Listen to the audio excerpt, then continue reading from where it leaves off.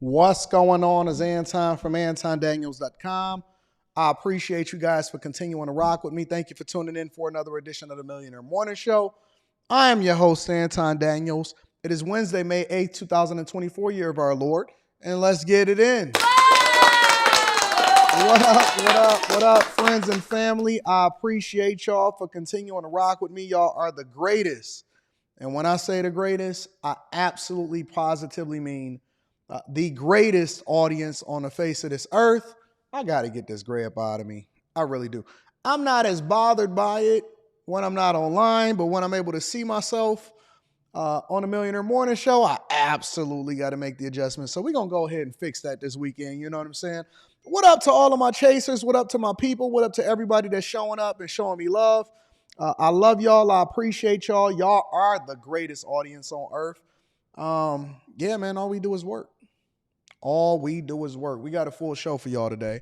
I'm wondering if it's going to last a little longer than 2 hours, though, because we got a lot to break down. But first and foremost, before we even get into that, let me help y'all to understand something. Tiege Hanley, ladies and gentlemen. Look, I talked to Tiege. Tiege said, listen, Anton, it's booming out here for the chasers. And we ran out of nail clippers. I said, really? He said, yeah. He said, but we still got that free gift for the people.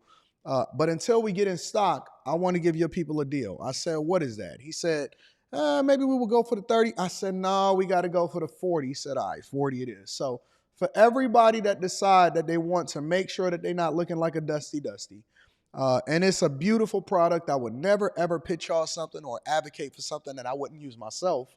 For everybody that signed up for Tiege Hanley today or this month in May specifically, and the link is in the description, it's 40% off your first order plus 20% off for life plus a free gift.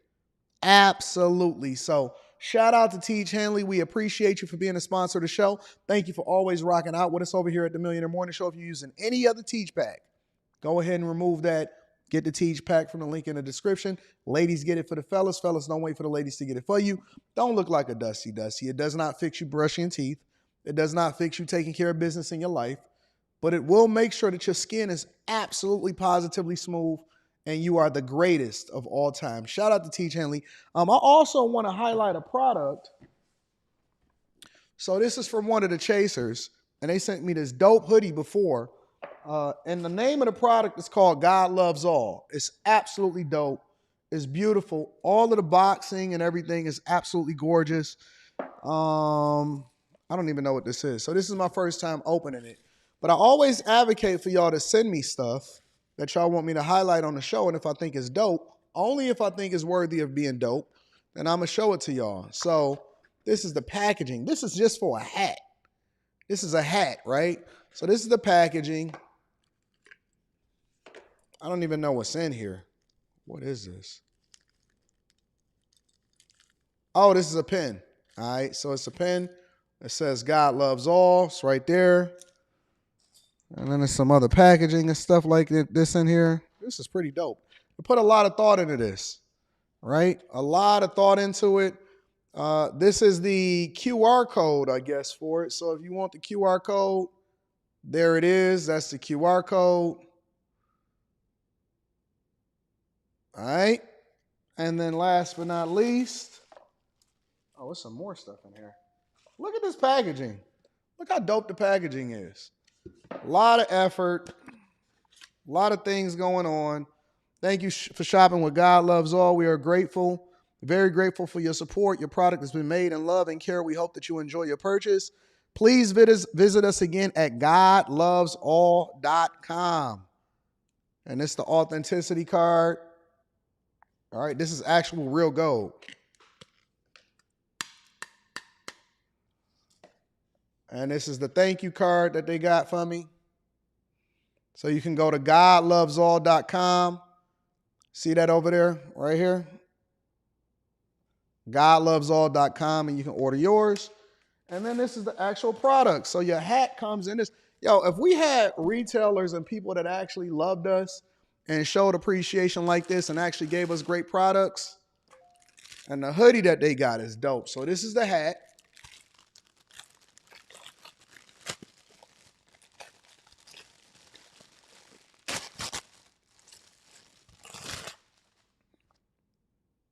This is the thing in the back.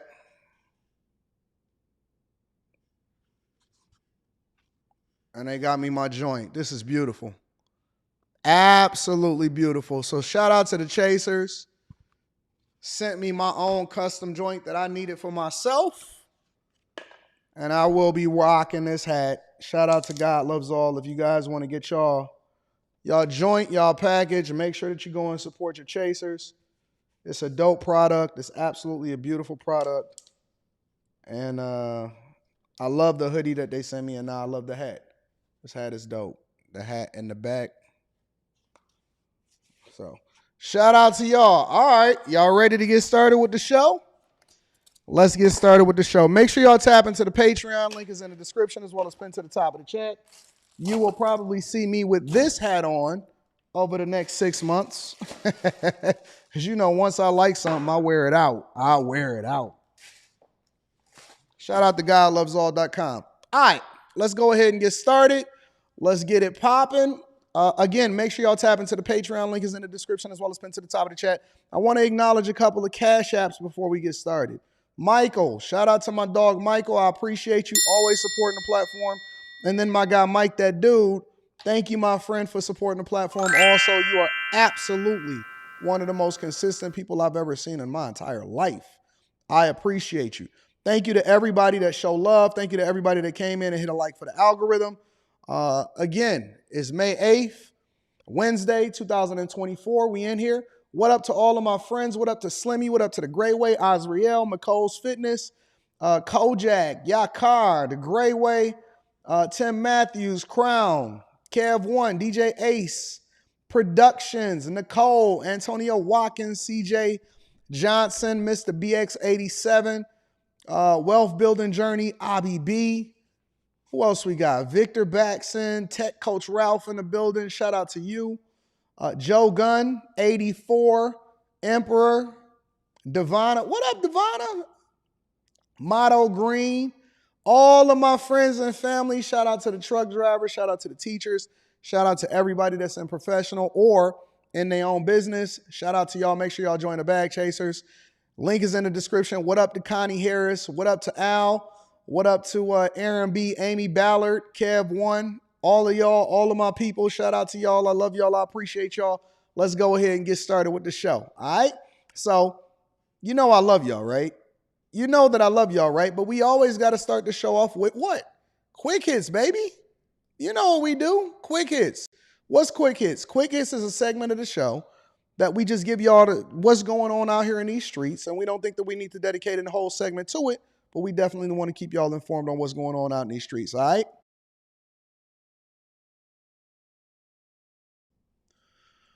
First things first, I reported on this yesterday, but for those of you guys that have not been familiar with it, Drake's mansion got shot up and a security guard got injured as a result of it. Take a look. An investigation is underway after a security guard was shot outside rapper Drake's Canadian home. It comes just days after his very public feud with rapper Kendrick Lamar. But at this point, police say it's unclear if the shooting had anything to do with their beef. Victor Kendo has the latest. The investigation into the shooting at music superstar Drake's home that left a security guard wounded. Authorities saying the hip-hop artist is cooperating. Bad things, it's a lot of bad things that they wishing. They got to stop playing that. We don't like that. Just outside the gates of the rapper's mansion. Police were called to a No copyright. We're not doing that. shooting at the residence behind me here. When officers arrived, they located a male who was suffering from an apparent gunshot wound. That security guard now hospitalized with serious but non-life-threatening injuries. The suspects are still at large. No word on whether Drake was present at the time. This comes on the heels of the Grammy winner's public feud with former collaborator turned foe Kendrick Lamar. Girl, I'm Kendrick Lamar. Why do they do that? Why do they play the music? Why don't they just give the story?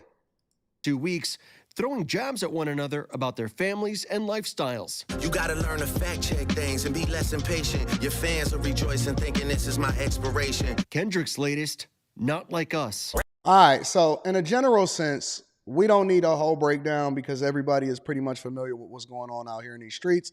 But basically what's happening is a security guard got injured as a result of apparent quote unquote drive-by shooting. And I think that this is the thing that we wanted to avoid, and the thing that I said that J. Cole was actually in the right about. When J. Cole bowed out, and this is why you got to listen to your instincts as an individual and not pay attention to what everybody else is saying. When J. Cole bowed out, everybody was killing him as a result of it. They was talking junk and all of that. And I said to myself, no, you know what? I think J. Cole might be onto something. I think that J. Cole absolutely might be onto something. Maybe he's writing this thing. And everybody was saying, oh, no, it's just bars, it's just rap. This don't happen with any other genre. The only genre that this happens is rap and hip-hop music, where at some point, and I don't care about the details, I don't care if it's The Weeknd. If it's The Weeknd, then that's even worse, because The Weeknd is a singer. And this happens, and you know, I'm just over it, bro. I'm over it. Whenever I even start to get into, and I start to enjoy the mental jousting and the music and the back and forth and all of that, something always happens stupid where it makes it not even worth it to even entertain this nonsense and why it is that we try to stay out of this in the first place. And it's just dumb. In my personal opinion, it's dumb. It's dumb that we continuing to have these conversations about the fact that there is no peace. There will never just be entertainment, and it always spills over into the streets. And we never say, oh, it's a bad thing as long as it don't happen to the biggest entertainers. But what about the security guard that got shot up? Stupid. So I hate street beef. I hate this immature garbage. I hate this nonsense. And yeah, that's what happened with Drake. In addition to that, remember the carjacker that I was telling y'all about as far as the Amazon Flex driver that wound up shooting the carjacker? Well, they did a little bit of deep digging and deep diving, and I said that I was going to stay up to date on this with you guys.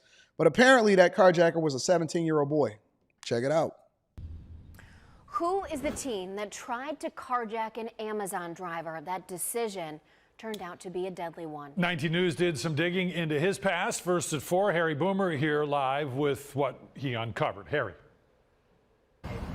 Well, you know, guys, carjackings are often crimes of opportunity. People see a chance to take a vehicle and they go for it. Sadly, that happened here, and it ended up being fatal. Don't try to take stuff. Yeah. Especially around here, you never know who has a gun.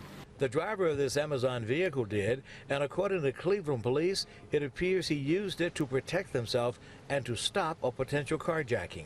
17-year-old Alquin Wells died from the shots fired by the Amazon driver.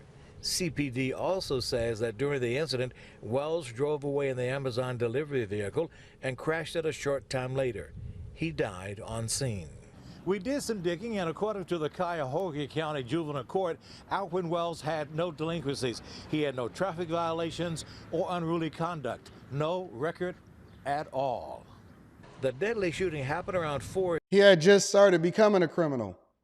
He was in his criminal infancy.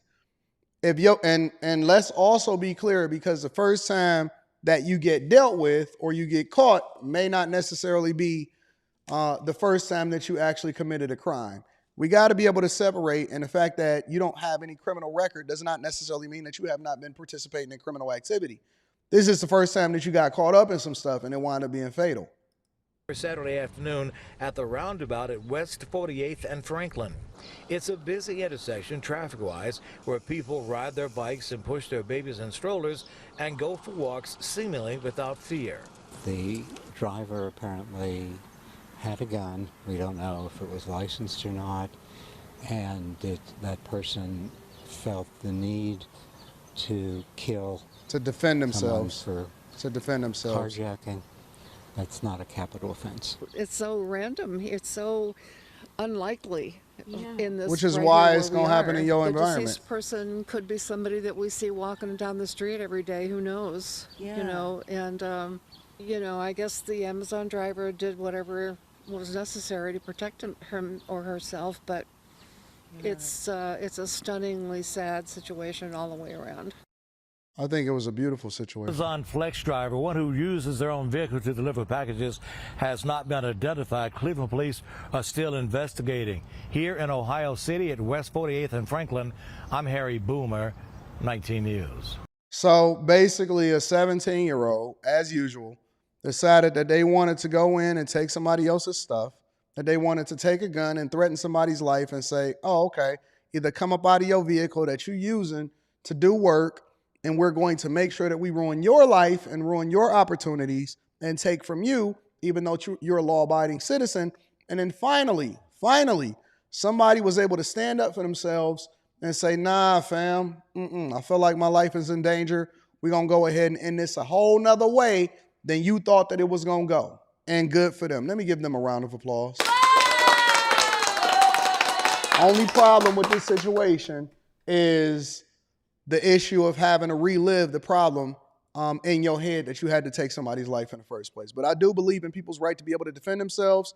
And, we got to stop being soft on crime. We absolutely have to stop being soft on crime.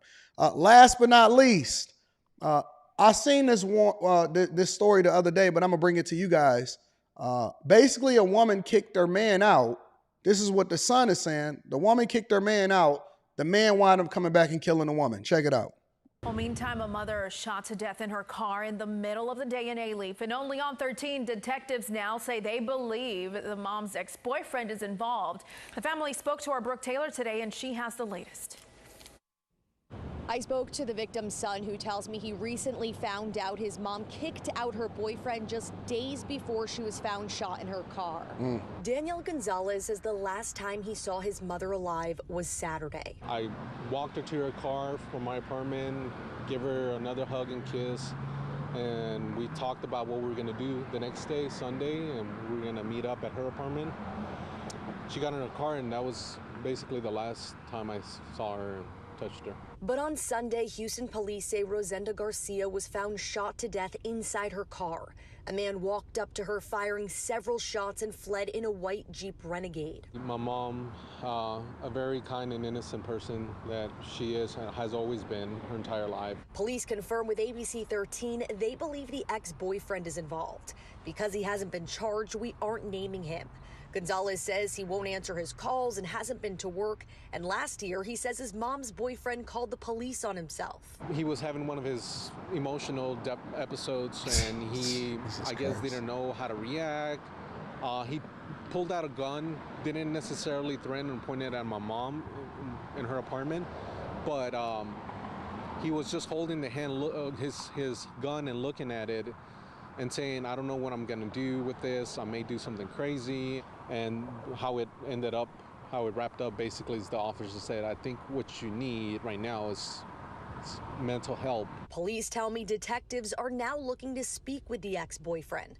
But Gonzalez says that may be difficult. He and his family have been active on social media, and he says several people have reached out saying his mom's ex is in Mexico. I'm aware that there's a process they have to follow, authorities, but I want resolution as fast as possible. As you know, her one and only son, I want him caught and charged, and I want him to pay for what he did. Nah, we can handle this like gentlemen. We're going to handle this a little bit different. We ain't even got to worry about it. We already know what happened. We don't have to say allegedly. We don't have to say suspects. These women is aligning themselves and getting into relationships with dudes that's super emotional. They picking the wrong guy. They got him staying with him. And now the dude then fled to Mexico, and he in Mexico. He in Mexico. He going to come back and he going to rebrand himself as an illegal immigrant seeking asylum. He going to go over into Montana. He's going to get a job as a caretaker and a worker. And you guys will never know. And he's going to change his name to Jesus. He's going to change his name to Jesus. Yeah, Mexican from Venezuela by way of Africa, coming in undocumented, and we don't have to worry about it because he's going to change his name to Jesus. Hector Jesus with twin turbos. And he's running NAS. And he's working in Montana as a caretaker, and we ain't got to worry about it no more. So, yep, it's bad out here in these streets. And he fled to Mexico, and nobody knows what's going on, but it's unfortunate. I feel bad for him. I feel bad for his family. But ladies and gentlemen, that is your Quick Hits. All right. Let me go ahead and read a couple of super chats, and then we're going to go ahead and get started with the show because we got a lot to cover today, all right? Mr. AD, hope your week is fire. Looking forward to after hours Bible study. God is the greatest. Shout out to my dog, Wendell Kilgore. I appreciate you. Will, the CNA says, I say the same thing to my coworkers. They say, I don't like my people and or culture. I say, well, yep. Shout out to Will, the CNA. I appreciate you for always holding me down. Thank you for always participating in the Millionaire Morning Show. Of course, I didn't think that this story was ever going to go away. Did you ever think that this story was ever going to go away? I didn't think that the story was going to go away. Fani Willis is back. And we're going to spend about 30 to 40 minutes covering everything Fani Willis. And so I want you guys to buckle up your seatbelts. Make sure that you are in a comfortable space. Make sure that you got your headphones on, or if you got me on the big TV, that all of your friends and family can hear me. And then send this out to Gam Gam. Gam Gam needs to know what's going on with Fani Willis and what's happening within our justice system. Absolutely. But we're going to start with Fani Willis versus Trump. Okay? So first things first, the Georgia court agrees to hear Trump's appeal to disqualify Fani Willis altogether. Check it out. Yeah, but Fox News alert, this just in, the Georgia Court of Appeals has granted the defense's application for an appeal after, you remember back, let's go back to Georgia. That's Fani Willis and Nathan Wade. Remember them? Okay. And she has said that they did absolutely nothing wrong. Trump's side is saying, we want an appeal. And the Judge McAfee had ruled that the special prosecutor, Nathan Wade, resigned from the Trump election interference case in Georgia. Originally, the judge had given the Fulton County DA's office a choice between having Willis remove herself or having Wade resign. And obviously, Willis didn't remove herself from the case. So that means going forward, the court is going to hear defense arguments on why they think Fani Willis should have been removed from the case. So there's no date on this yet, and this news about this willingness to grant Trump's Fani Willis appeal is just coming into us. So one more thing to add here. Stephen Sadow just tweeted this. He's a Trump lawyer. On X, he writes, the Georgia Court of Appeals has granted President Trump's application for appeal from the trial court's order refusing to disqualify. Hey, hold on. Low key, though, he just skipped over a word. I think it's interlocutory. He just skipped over that word, acting like he didn't know that that word was right there. He was reading the tweet from X. Oh, he just completely skipped over that word like it didn't exist. But hold on, let me go ahead and see what he was about to say again. President Trump's application for appeal from the trial court's order refusing to disqualify Fulton County DA Fani Willis. So maybe not so much of a strong reader, but we're going to continue. It would seem that he's injecting Thank a you, little bit of damn optimism eyes. into that X Yes, and message. we're very fortunate. We have Alina Habba, one of President Trump's lawyers, coming on the show with us in just about half an hour or so. So stay with us. You'll get to hear her first reaction. I'm Steve Deuce. All right, so that's what we got going on over as far as the whole Trump case. A judge has agreed to hear the appeal in order to disqualify her altogether from the case. So they sweeping that under the rug. They don't want to have a conversation about that because of the Trump hush money trial. And we're going to get to that a little bit later. But Nathan Wade has recently done an interview, ladies and gentlemen, and I thought that y'all would find this amusing. Yes, Nathan Wade has sat down with ABC to discuss everything. Everything. Whether he regrets getting into a relationship with Fani Willis, the Trump case, so on and so forth. Let's check it out. I haven't seen this. I'm looking at it for the first time.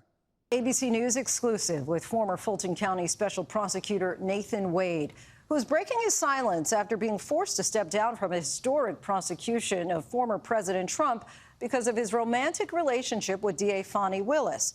In our wide-ranging interview, Wade talks about what he does and does not regret and where the case goes from here.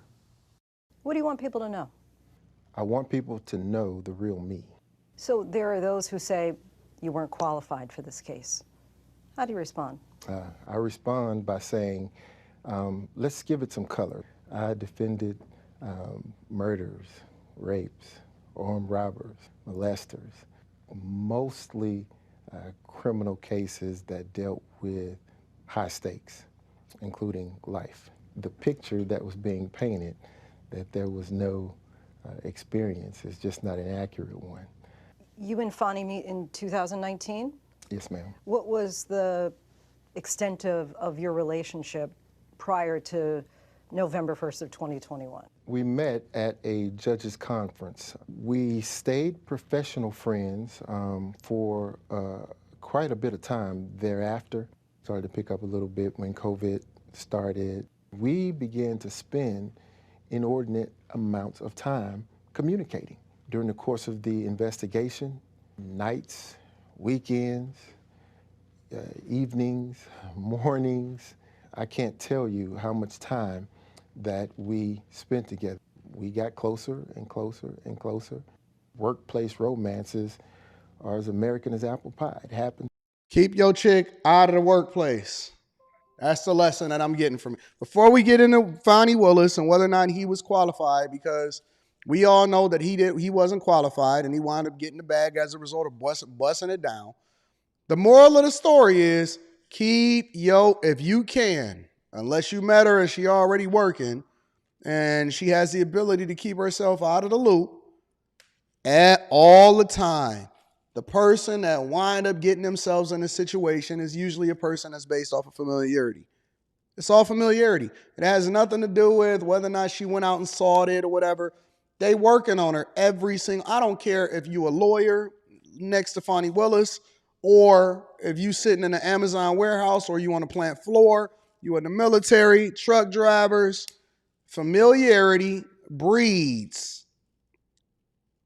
Familiarity breeds. And so there's no way in the world that he would have just got this off of his own merits. He got this based off of the fact that he had been sitting next to her and getting it in with her all the time. And so as a result, wound up busting it down. Started off with text messages, and it started, man, y'all chick keep telling you, oh no, that's my friend. No, it ain't. No, it ain't. That's your replacement. That's your replacement. That's they other. That's they significant other in real time. You know why these guys back in the day used to keep their woman at home? Because they know that everybody in the facility is going to be trying to bust her down. We had this conversation on After Hours yesterday. They said, Anton, what would you suggest for a newly married couple? Stay out the way. Stay out the way. Stay out of the mix. Don't keep going back to the same familiar places that you was in, because you're going to find yourself doing the same thing that you was doing. Stay out the way. Keep bringing your chick and introducing her to all of your. Nah, stay out the way. You good. You good. You see me down here cooking up in the studio? My daughter and way out there, way out in the suburbs, staying on out the way. Get on out the way, girl. It's to everyone, but it happened to the two of us. Do you regret it? I regret that private matter became the focal point of this very important prosecution. I hate that my personal life has begun to overshadow the true issues in the case. Well, that's what happens when you decide that you want to insert your Johnson into the person that you were supposed to be working with. But the real question then becomes, would you have ever got that position if you wasn't inserting your Johnson in the person that you was working with? That's the real question here. Would you would have ever gotten a job in the position and gotten an extraordinary amount of pay to the tune of $750,000, who knows, $600,000, I forgot what the amount was. We covered it. You got paid way more than the people that was more qualified than you to do it, but she didn't like working with the white people, the old white man or the old white woman. She wanted to work with you. I wonder why. She didn't want to work with the guys, the people that have been prosecuting cases like this for an extraordinary amount of time.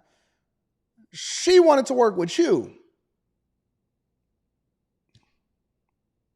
Workplace romances happen all the time. But at some point, once that bond is there, and if democracy is on the line, as has been described, do you say, maybe we pause this until after? And nobody had to. Absolutely, absolutely. I'll concede that could have been an approach, but when you are in the middle of it, these feelings are developing, and you get to a point to where the feelings are so strong that, you know, you start to want to do things that really are none of the public's concern. No, it's wasn't our. lost upon You're using public dollars to pay him to prosecute a former president unjustly. How is it not the public's concern? And see, this is why. This is one of the reasons why it's important for us to vet the people that we put in the office, whether it's a prosecutor, a judge, a legislator, a president, a mayor, a governor. You have to pay attention to this man's judgment is off. Even after all that he's been through, even after the fact that he's basically lost everything and he's been kicked off of the case and his whole life has been exposed, after all of this, he's still sitting here telling you that even though they use taxpayer dollars to prosecute, even though they use taxpayer dollars to pay him, even though they're using taxpayer dollars in order to bill you guys, you, the general public, on what it is that they're doing on a regular basis, they telling you that it's not your concern, even though it's your money and they representing you, the people. It's not your concern. It doesn't really matter. No. Listen, it doesn't matter that I was billing for invoices for 24 hours. Nah, not your concern. Not your concern how I qualified or whether or not I was actually qualified to do the job and whether I was in a romantic situation with the person that was supposed to be my boss. Nah, not your concern at all. And then they tried to cover it up. Not your concern that it's a possibility that we was committing.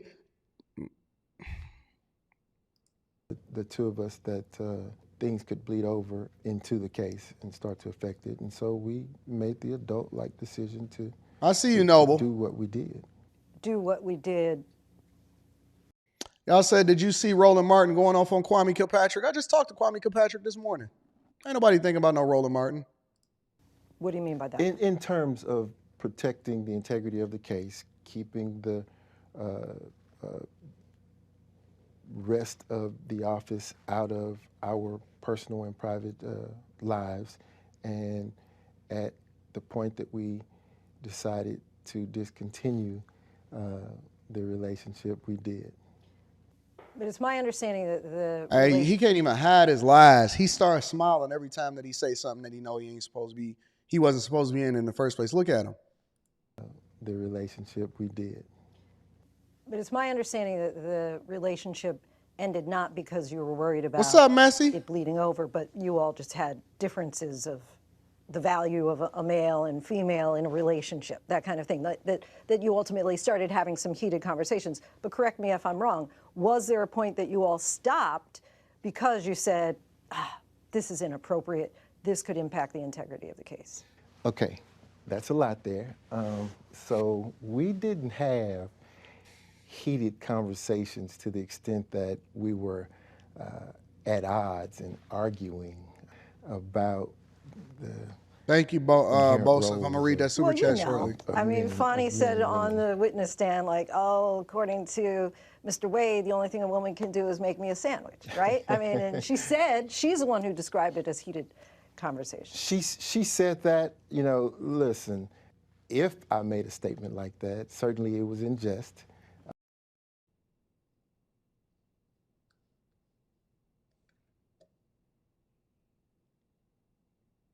I'm going to replay that for y'all just one more time. Listen, if I made a statement like that, certainly it was in jest.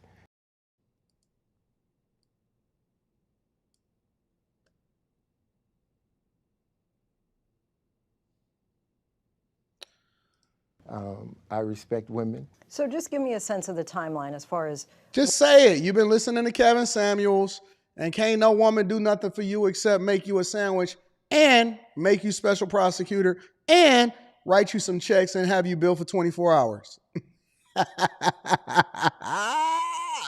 Just say it. You've been listening to Kev, and you said, I'm a high-value man, and can't nothing that a woman do for me except for make me a sandwich. When the romance actually started and then once it stopped? So early 2022 to late 2023 is the time frame. What people don't see and don't know is that we continue to have a very close relationship. We are friends. A Washington Post columnist wrote, "What were they thinking? How could two seasoned attorneys embroiled in the prosecution of a former president start a romance and not see this trouble coming a mile away?" Facts. And so what were you thinking in that moment? You don't plan to develop feelings. You don't plan to fall in love. You don't plan to have some relationship in the workplace. You don't set out to do that. And those. This is why I tell men all the time that relationships are business first. Relationships are business first. And I tell you every single day, and y'all say, "Oh, Anton, you crazy. You just trying to de-police." No. No. You can't look at it like a woman. Women look at things and they let their emotions lead them. Men, real men, grown men that have put away childish things are supposed to be leading with their business perspective and looking at every single angle and how this could ultimately come back to affect you, affect your bag, affect your family, affect your kids, and affect your well-being. I'm never, under any circumstances, ever putting any woman in a position or jeopardizing my bag over no box. I ain't seen no box that's worth that much. I ain't seen no box in my life that's worth me putting my emotions to the side in order for me to go ahead and fall in love. And there ain't enough love in the world. It ain't enough love in the world. You know what I love? I love going to shop when I want to. I love going to travel when I want to. I love being able to buy a car when I want to. I love doing what I want to do when I want to do it. And it ain't nothing in that contract that says that box is going to get me there. I ain't never seen no box. I'm going to quote my dog Royce the 5'9". The only time I'd have never seen a woman made a man a millionaire is when he used to be a former billionaire. Never, ever, under any circumstance. You know, I was just literally tracking my Porsche today. I was literally just tracking my Porsche today. They said, "Anton, your 911 is on its way. Just got produced." Every day. I don't be checking my cell phone. I don't be checking my phone for no text messages from no chicks. I be checking my email notifications for this Porsche that I'm building, this Porsche. Absolutely I do. 100%. Ain't nowhere in the world that I'm ever going to put my bag on the line for no hussy. For a hussy? For a chick? Man, you must be crazy. Said, "Anton, you like?" No, I'm not lying. See, I'll show it to you. I have no problems whatsoever letting you know exactly what's going on out here in my life. I ain't lying. I'm 1,000% dialed in. I said, I got a new one coming, and I got to make sure that I'm on top of things. I can't be fumbling the bag. We got a Porsche on the way. Yes, sir. We got a Porsche on the way. Yes, we do. See that? Successfully produced. It's over here. If you go down the map, it was produced over here in Stuttgart, Germany. I keep this. This is basically my screensaver. It's produced in Stuttgart, Germany. Shipped right here. It's over there. Pretty soon it should be landing all the way over here. And then it's going to come on up to Michigan. Come on up to Daddy so I can come and pick it up in Ann Arbor. Yeah, successfully produced 428. 18 days till arrival. It's actually ahead of time. I thought it was coming in June, but it's coming in May. 526, 3,500 miles to the destination. Woo! I just got a picture of it too the other day. This is the production version. Oh man, it's looking gorgeous. Look at the picture of that joint. You think for 1 second that I am about to jeopardize, this is it coming off the factory assembly line. A lot of people are not familiar with the process of when your car get produced. Do you think for 1 second that I'm about to jeopardize my 911 for no hussy?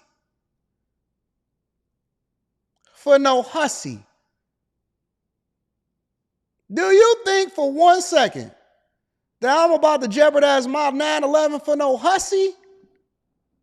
Boy, you got another thing coming. You see how gorgeous it is?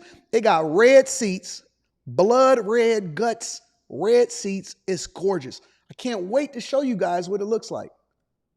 Can't wait to show you guys what the Porsche looks like. I handpicked every single thing from the stitching to the crest, everything.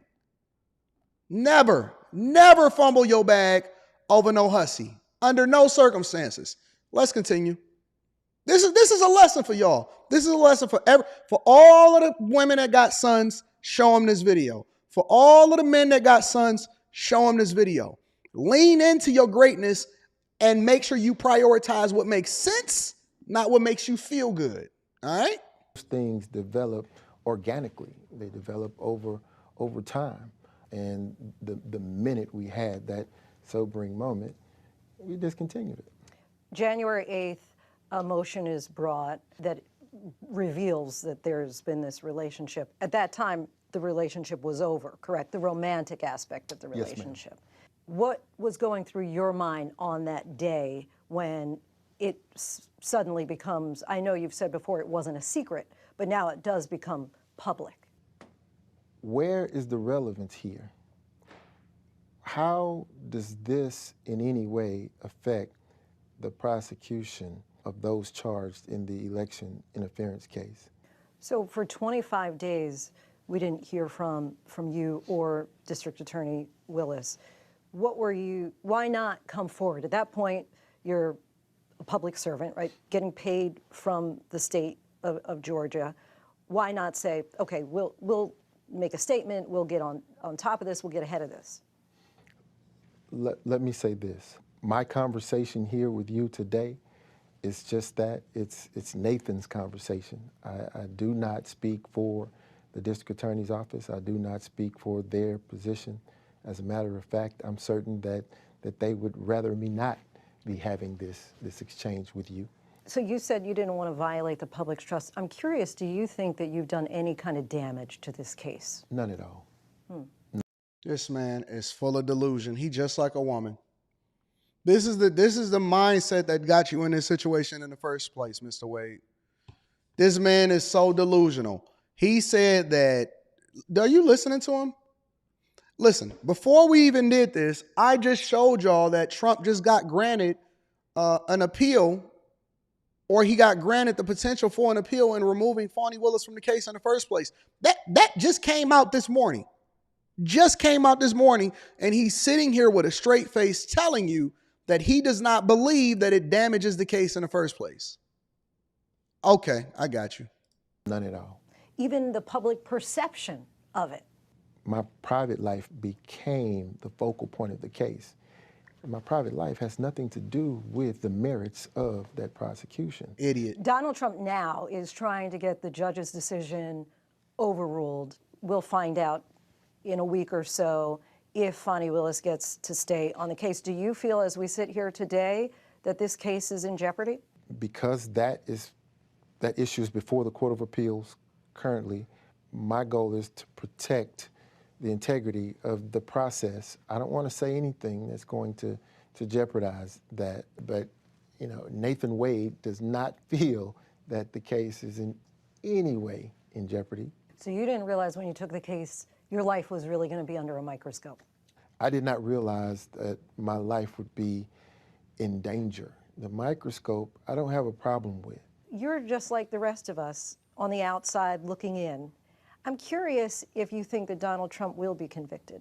I don't even want to get into what his opinion is, because we know that he's going to be biased because he's the one that worked on the case. So that's not necessary in this conversation. But the point that I wanted to make to you guys, and the reason why this is so important for us to have this conversation, is two things. Number one, Fani Willis is still going to be under a microscope for the rest of her life, and she will never be able to live this down, and her reputation is ruined. His reputation is ruined.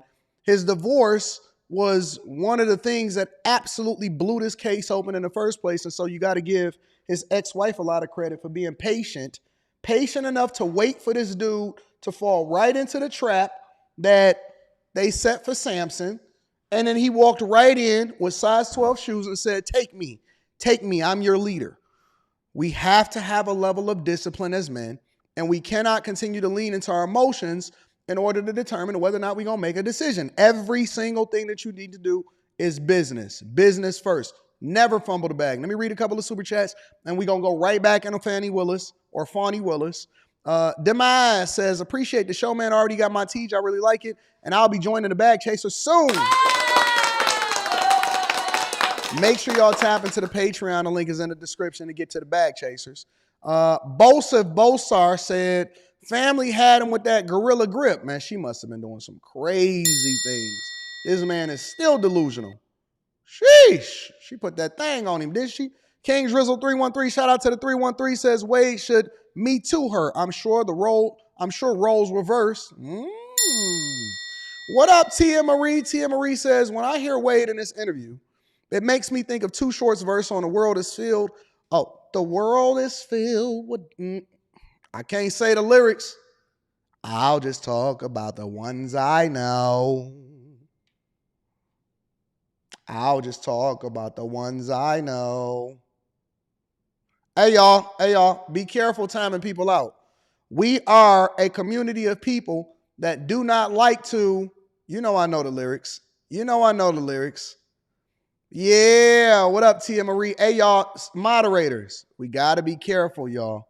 If somebody has a difference of opinion than me or a difference of opinion than us, we have to extend grace. We don't want to live in an echo chamber.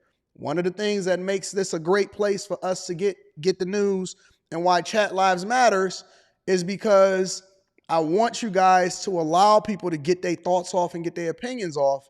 Even if it does not align with what it is that I'm saying or what you guys are saying, as long as it's not incredibly disrespectful, it doesn't cross the line of disrespect, then make sure that y'all let people rock. Let people rock, all right? We don't care if they say something that's different than us. We don't care if they got a difference of opinion. We welcome that. We welcome that here on the Millionaire Morning Show. Be careful, y'all, not to put yourself in a position or don't time people out just because, they got a different perspective, all right? Chat Lives Matters over here. We rock with everybody. Unless you get incredibly disrespectful, then we got to teach you a lesson, and I'll personally teach you a lesson.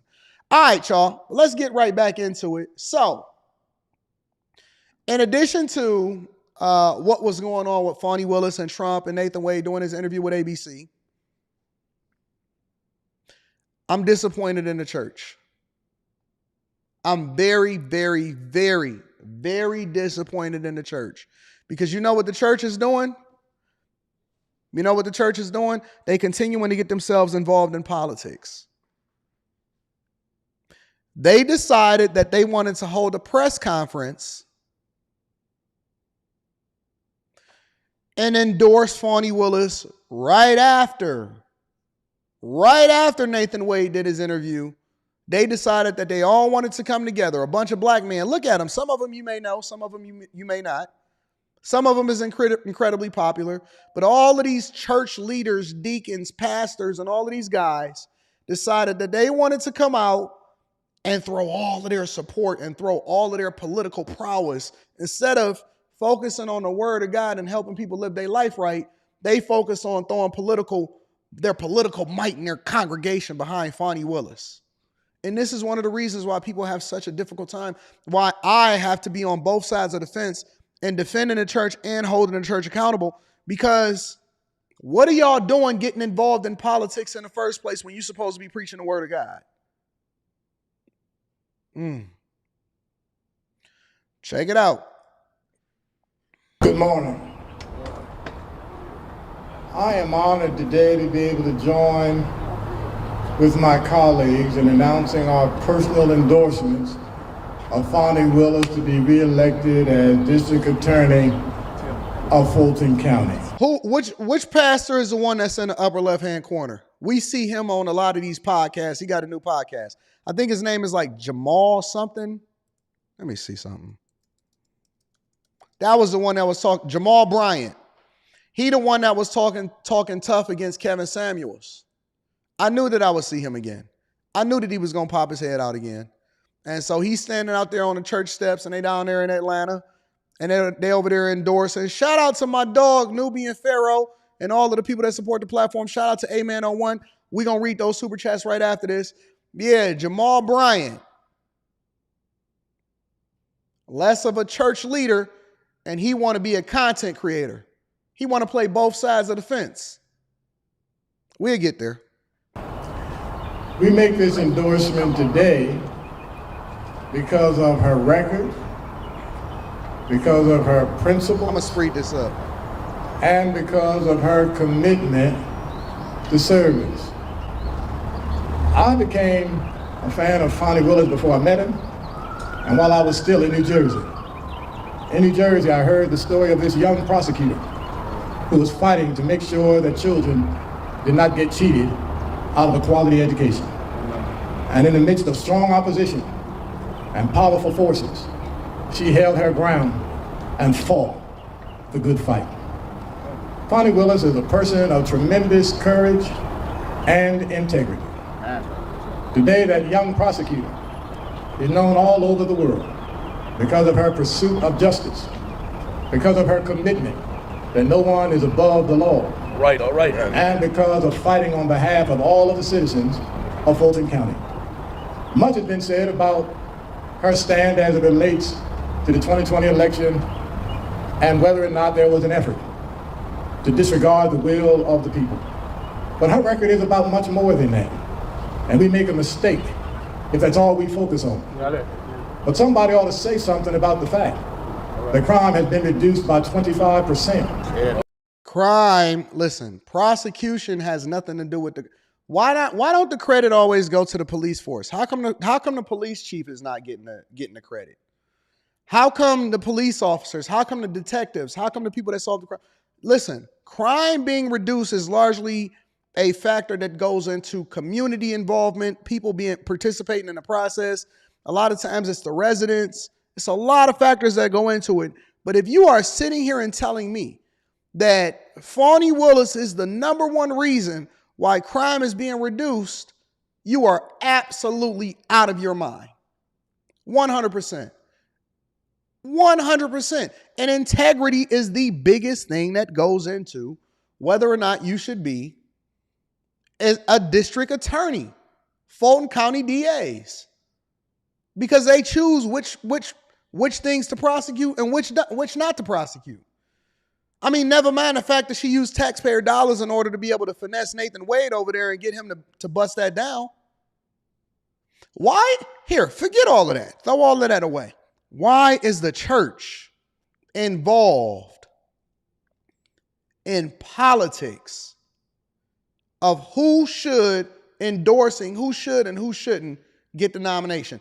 No politician should be able to get up on a church pulpit, in God's pulpit, and speak to why you should or shouldn't be elected from the people. At all.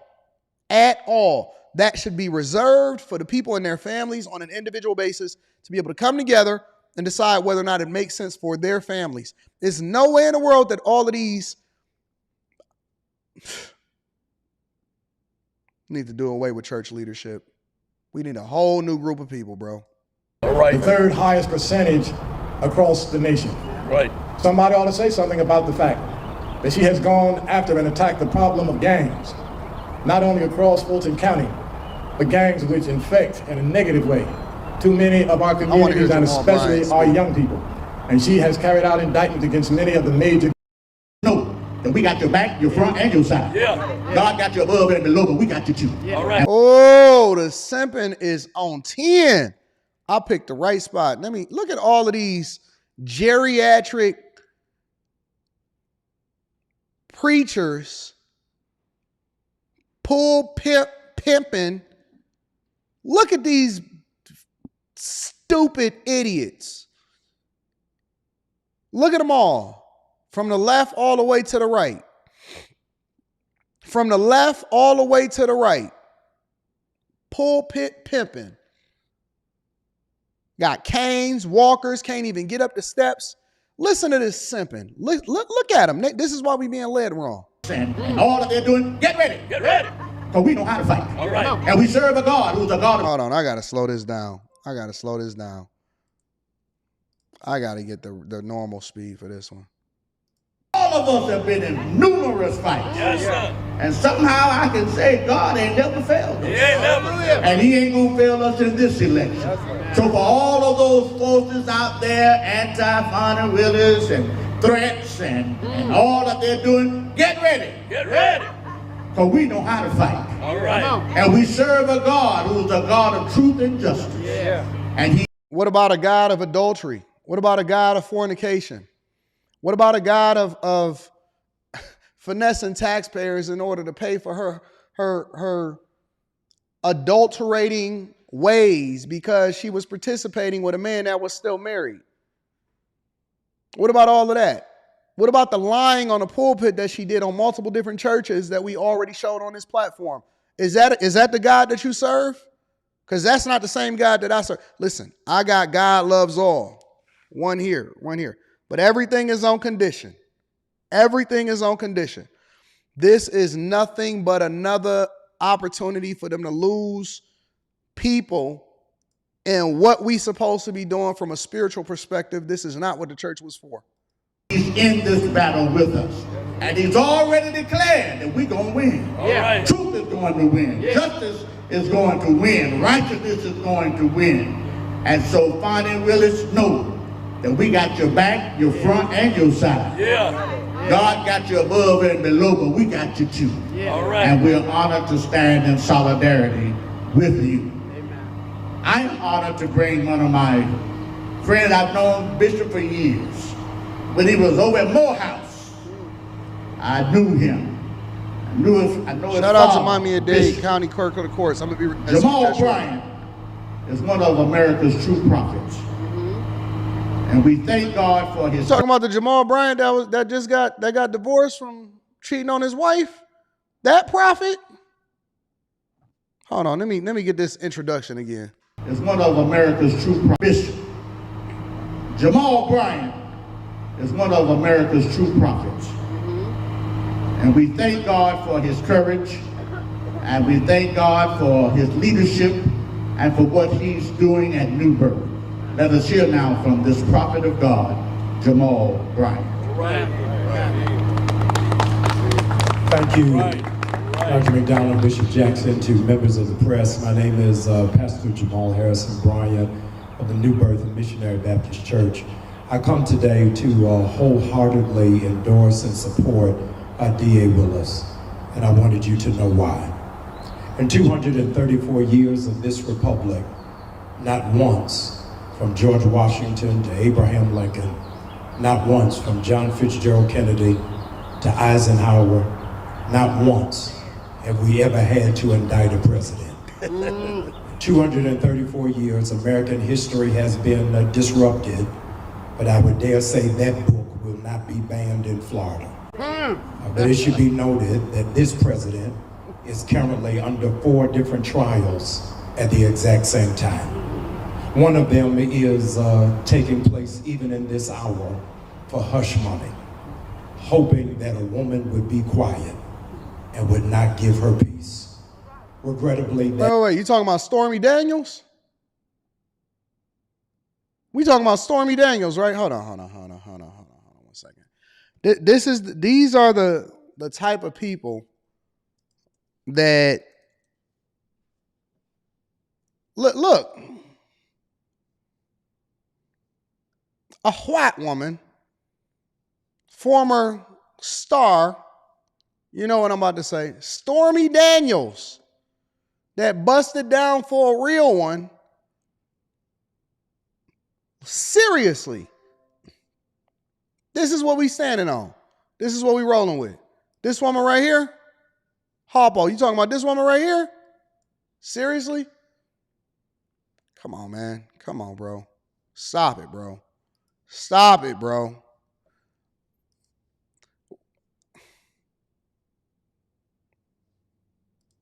Money for them did not reach Georgia. Because we found a hero that is buried in this soil by the name of Hosea Williams, who said that we are unbought and we are unbossed. That's it. And our DA has said in the words of that Negro spiritual, I'm not going to let anybody turn us around. I want to give a caveat that this is in fact a ecumenical gathering of preachers. And I need you to see flanked behind me with symbolism and with substance that they are all men. That is not out of misogyny, it is out of clear messaging. The most consistent voting bloc for the Democratic Party since President Obama has been black women. The Democratic Party owes a debt of gratitude for black women carrying the water and delivering for the party for the last 4 presidential cycles.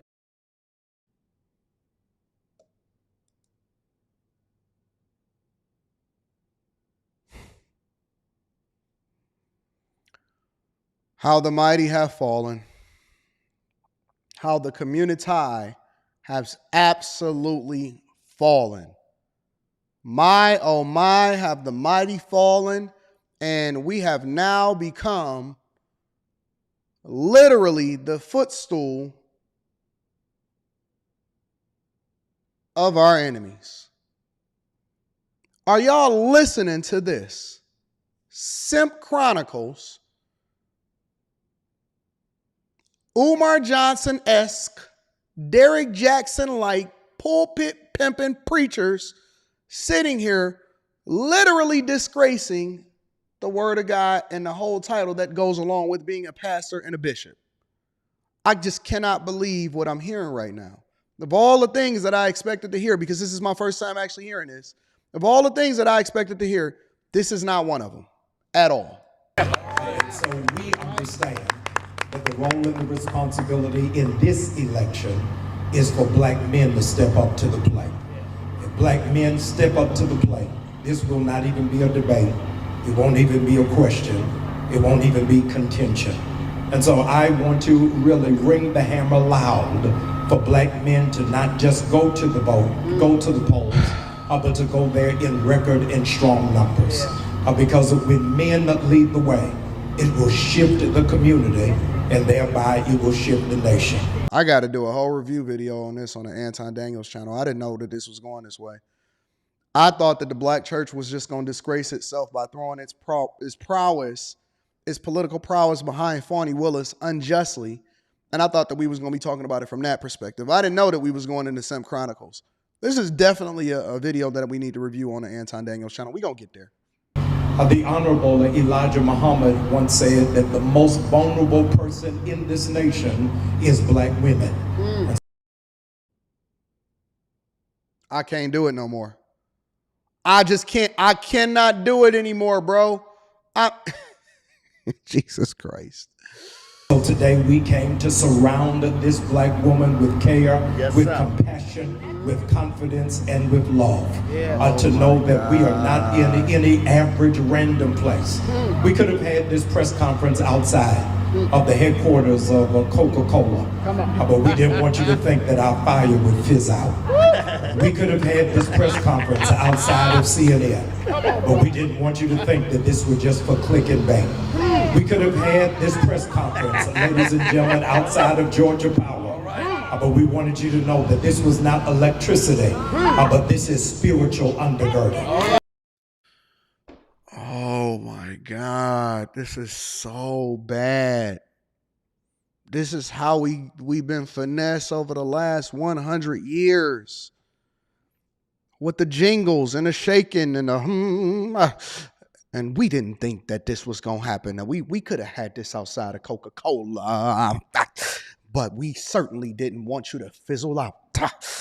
We could have definitely had this outside of the power company. Yeah. But we certainly did not want you to think that this was electricity based off of the devil. But this is of God.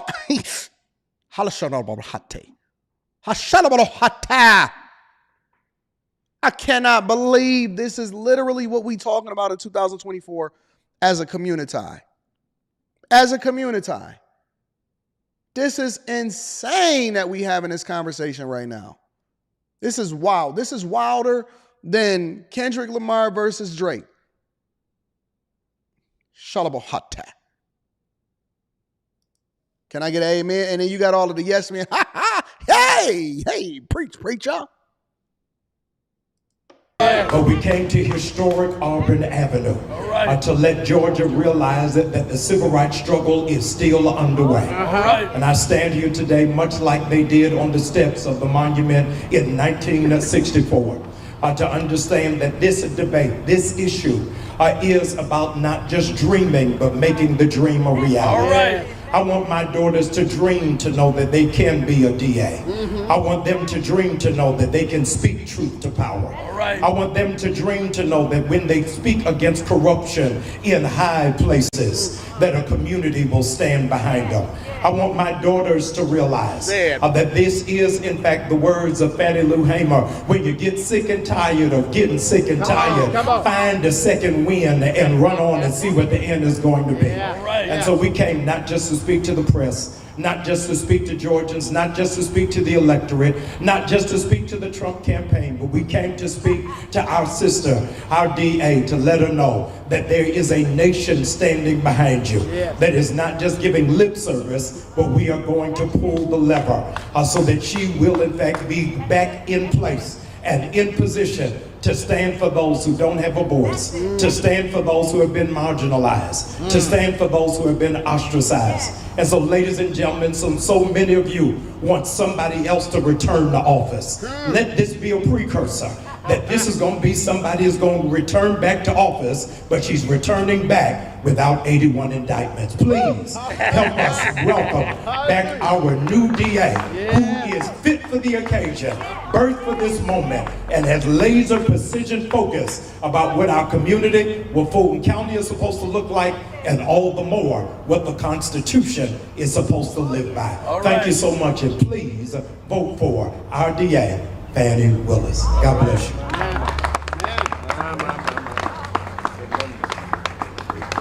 I'm so broken. I'm so broken about this. Honestly, I am so broken. It is so difficult for me to sit here and watch this with a straight face and have this conversation with y'all. If I can, I want you to introduce. I know he can do it, but I want to set Reverend Moxley. A real thing, and I would see. Good morning. Morning. I am so humble today. There is not an endorsement I would seek more than the one that you just heard. These men are the men that lead our community. They are the men that pray for me. They are the men that offer me and my family protection. For me, that's gotten to be a real thing in the last 4 years. I am just a human being, and there are days where I feel very low or very afraid for my children because I am still a mother, and I am a mother first. And when you have people that are really evil and are willing to threaten your children, and I understand will back up those threats, that is a scary thing. And so people... I can't take no more. I'm done. I'm done. The damsel in distress play, the black church, the black leaders, the, oh my God, it's the women that's been leading us. Make sure that we go ahead and take care of it and go to the polls and make sure that we vote. It's sickening. It's absolutely sickening. I'm going to go in on this. We're going to do a whole separate video on this on the Anton Daniels channel. But it's sickening. And I'm disappointed in our leaders. They ain't my leaders. This is one of the reasons why I always say that y'all deserve what y'all get when it comes to people like Tiffany Henyard and Fani Willis. And when this whole thing was going on and they were saying all of the stuff that was happening and stuff like that, I said that y'all deserve it. Y'all absolutely deserve it. Why shouldn't you take the person? I hope she gets reelected back in Fulton County. I pray she gets elected back in Fulton County. I want y'all to continue to have every single thing that you vote for. I want y'all to continue to be Sodom and Gomorrah. I want you to be sanctuary cities. I want Tiffany Henyard to beat every case and for her to wind up being back in Dalton, Illinois as both the supervisor and the mayor. I want her to run the whole city down in bankruptcy. I hope that y'all bow down to y'all baby mamas. I hope that y'all continue to get married. I advocate for the family court laws to continue to stay exactly how they've been. I want y'all to continue to have Karen Bass over there in LA. I want you to have Mike Johnston over in Denver, for Brandon Johnson to continue to be mayor over in Chicago. I want y'all to have all of y'all aldermen. I want y'all to continue to go and protest against each other, tear up your own neighborhoods, run it down, continue to be. The only thing that I'm praying for is that when it's all destroyed, that you stay exactly where you are instead of moving over into places that actually have a completely different disposition about what success looks like and how it is that we're supposed to be moving spiritually, mentally, physically, emotionally, financially, the entire. I think that y'all deserve this.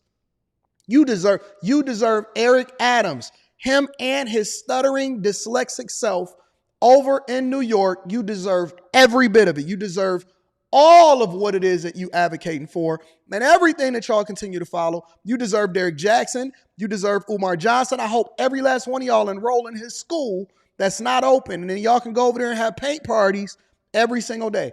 I believe that y'all should be able to buy Derek Jackson's books and then make sure that you follow that. You should also buy Steve Harvey's books while you at it. Act Like a Man, Think Like a Lady, whatever the heck the name of the book is. I think that y'all should all continue to listen to Kendrick Lamar and Drake.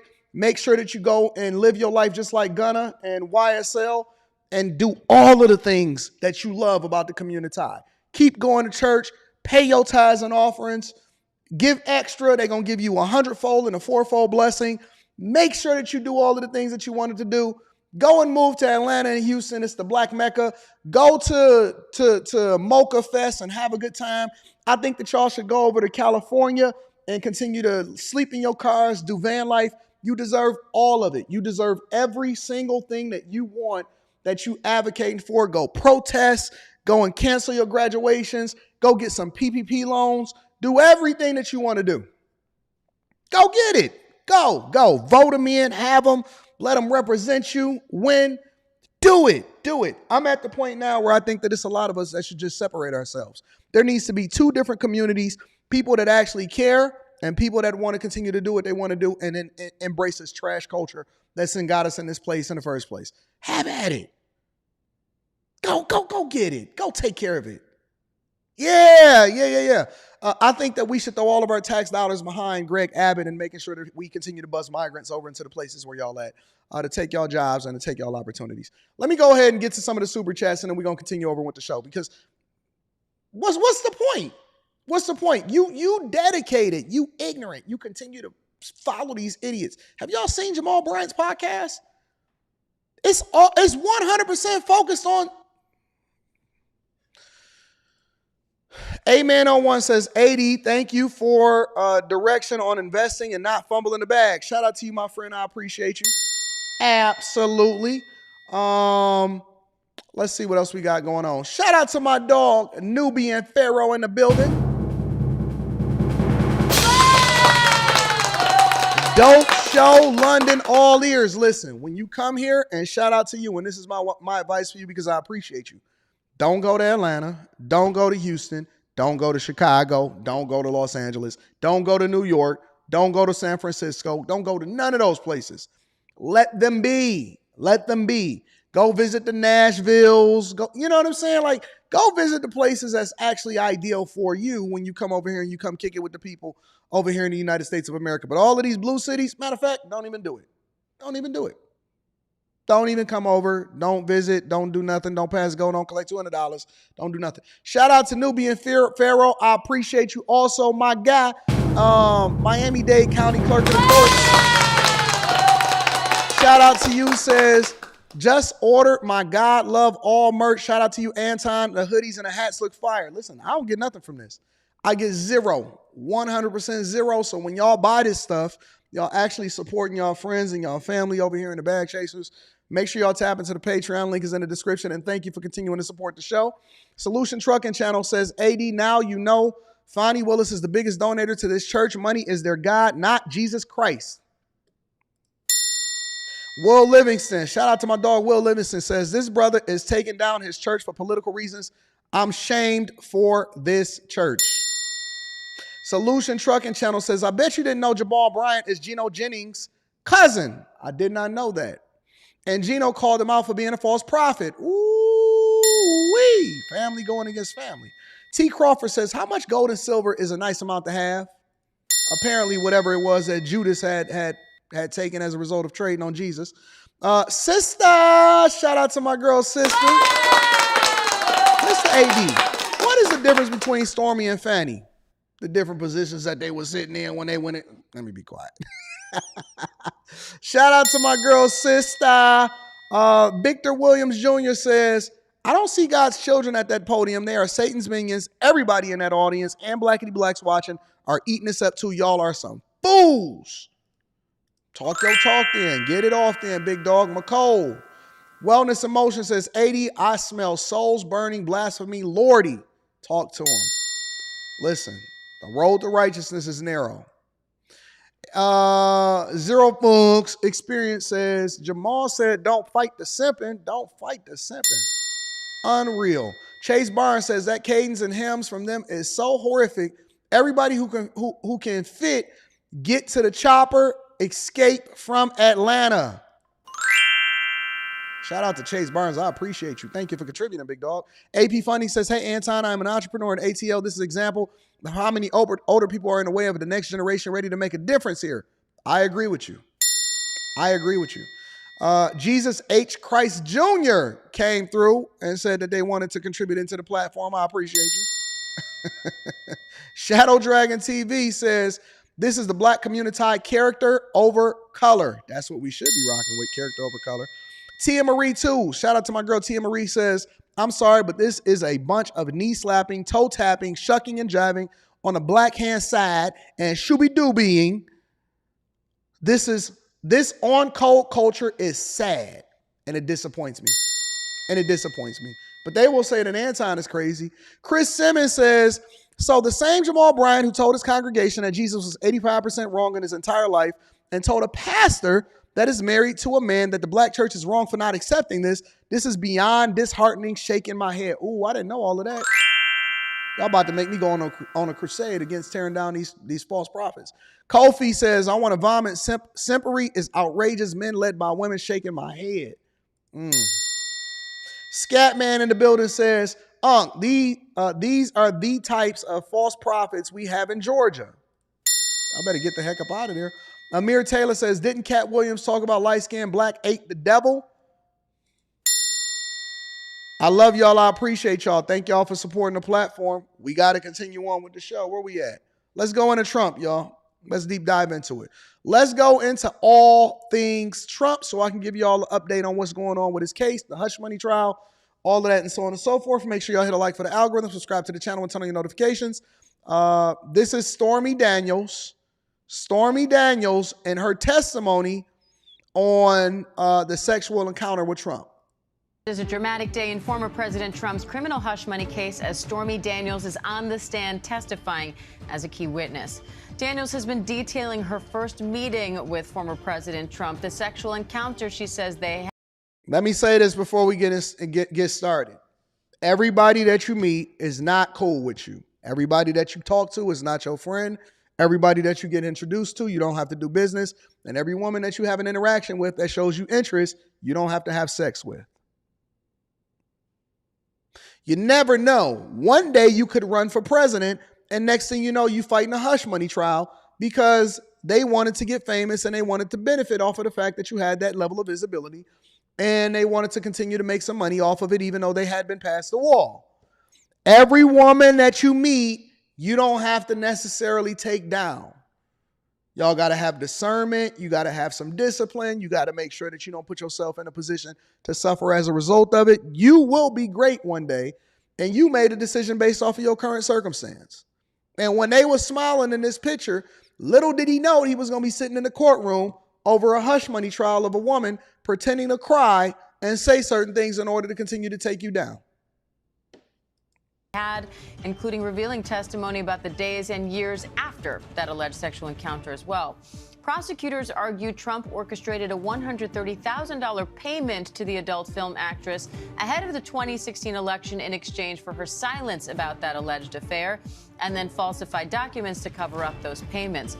Former President Trump denies the affair and the charges I want to bring in ABC News senior investigative correspondent Aaron Katersky outside that courthouse, along with ABC News executive editorial producer John Santucci and senior counsel at Cozen O'Connor law firm Jerry Goldfeder.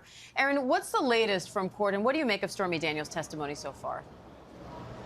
It has captured the attention of everyone in that courtroom, even if Donald Trump himself and his son Eric, who's sitting in the gallery behind him, are doing their best to look disinterested and look away from Stormy Daniels. The jury is certainly captivated by her description of what she says was a sexual encounter between her and Donald Trump back in 2006 in a large hotel suite at Harrah's in Lake Tahoe, California.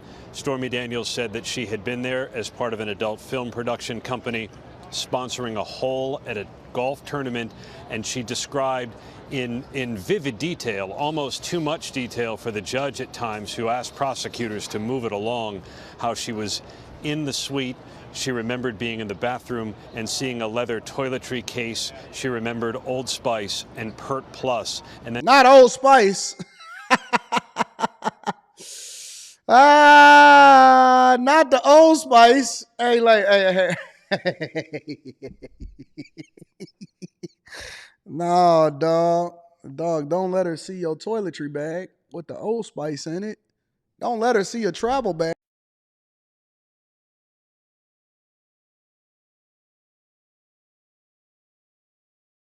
And when she walked out of the bathroom, she said she remembered seeing Donald Trump there on the bed.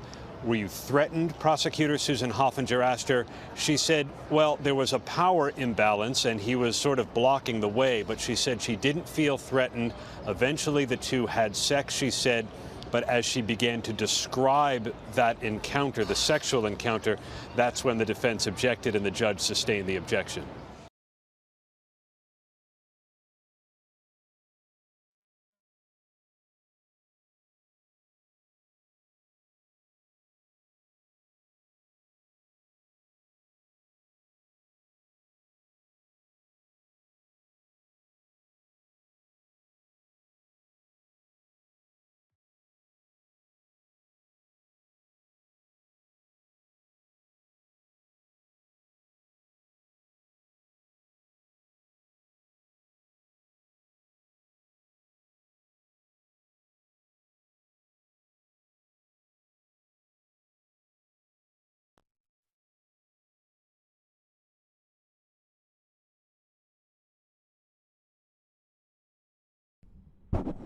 Am I back?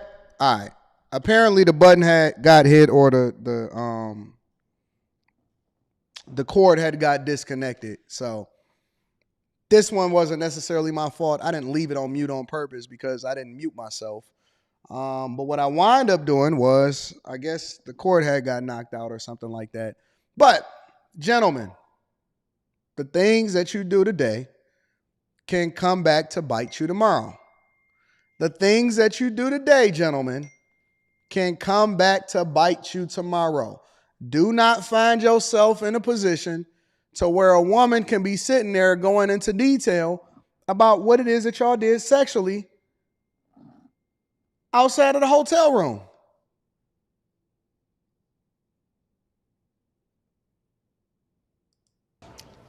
Jerry, Stormy Daniels has gone into a lot of detail here, as Aaron explained, not only about what happened that day on the golf course, that night at the hotel room, and also what happened thereafter. How is the defense going to cross-examine her on this and try to challenge her? Well, they're going to try to make her into a liar, but I don't know how they're going to succeed. The level of detail is it's exquisite detail. And it sounds very believable. I'm not in the courtroom, but from all the reports, it seems as if she described their encounter with such vivid detail that it has to be believable. The room, the conversations, what he was wearing, what he wasn't wearing. It seems to me that the defense has a very difficult job. But look, the heart of the matter. What does that have to do with the actual trial? I don't really understand. It sounds like a consensual encounter between two adults. What does that have to do with anything? She's still a P star. Is that at a certain point when he was running for president, He decided that he could not have her tell her story. It was right after the Access Hollywood tape when they were crazed about making sure that American voters would not hear about this tawdry affair. And if the defense wants to take the tack of trying to disprove what she's saying, good luck to them. And John, we're also hearing some interesting He testimony. said, don't let him see your toiletry bags. This is on the stand now as we speak. She said after this whole encounter that her life was amazing. In her words, she got a raise, she directed more films, she broke into mainstream films, she had a kid. But she's saying it was actually in 2011 that she first had another interaction related to Trump where someone told her to stop talking about it. So we've heard this story before, but not obviously on a stand in a courtroom. So it's Stormy. When y'all deal with these women, y'all have to get all of the proper documents and the paperwork in place, even when you don't deal with them.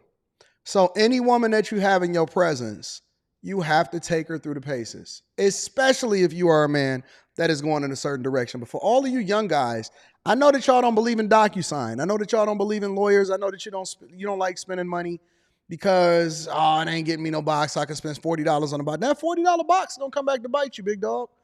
And when these women want to come back and they want to say, oh man, I slept with him, I slept with this, this is what's going to come back and bite you.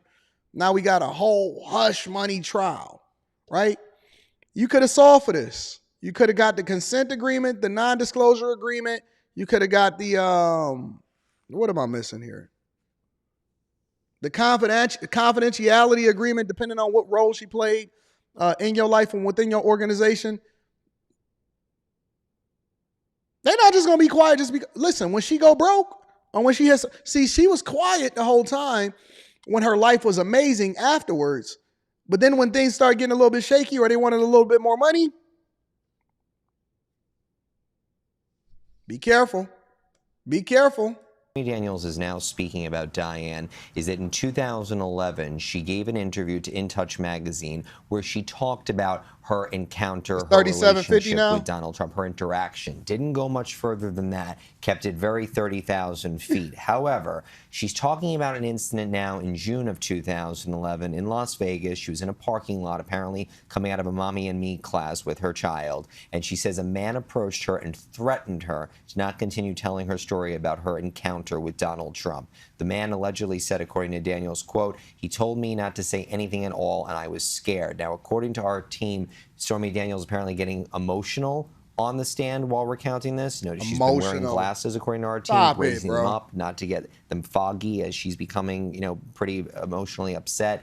And now it's also interesting that jurors heard about a blog post during the testimony of Keith Davidson, who sent a cease and desist letter to the blog, getting the post. See, listen to this. Look at the chat. This is why I like interacting with the chat. Chat says, nobody is thinking that far ahead to get a HR to sign an NDA. Well, okay.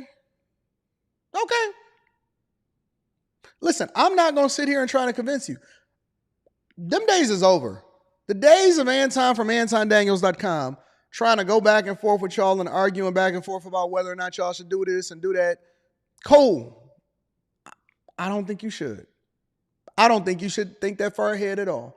I think you should just go ahead and see it through. As a matter of fact, we're not even talking about the fact that you're going over there and talking to a hooker.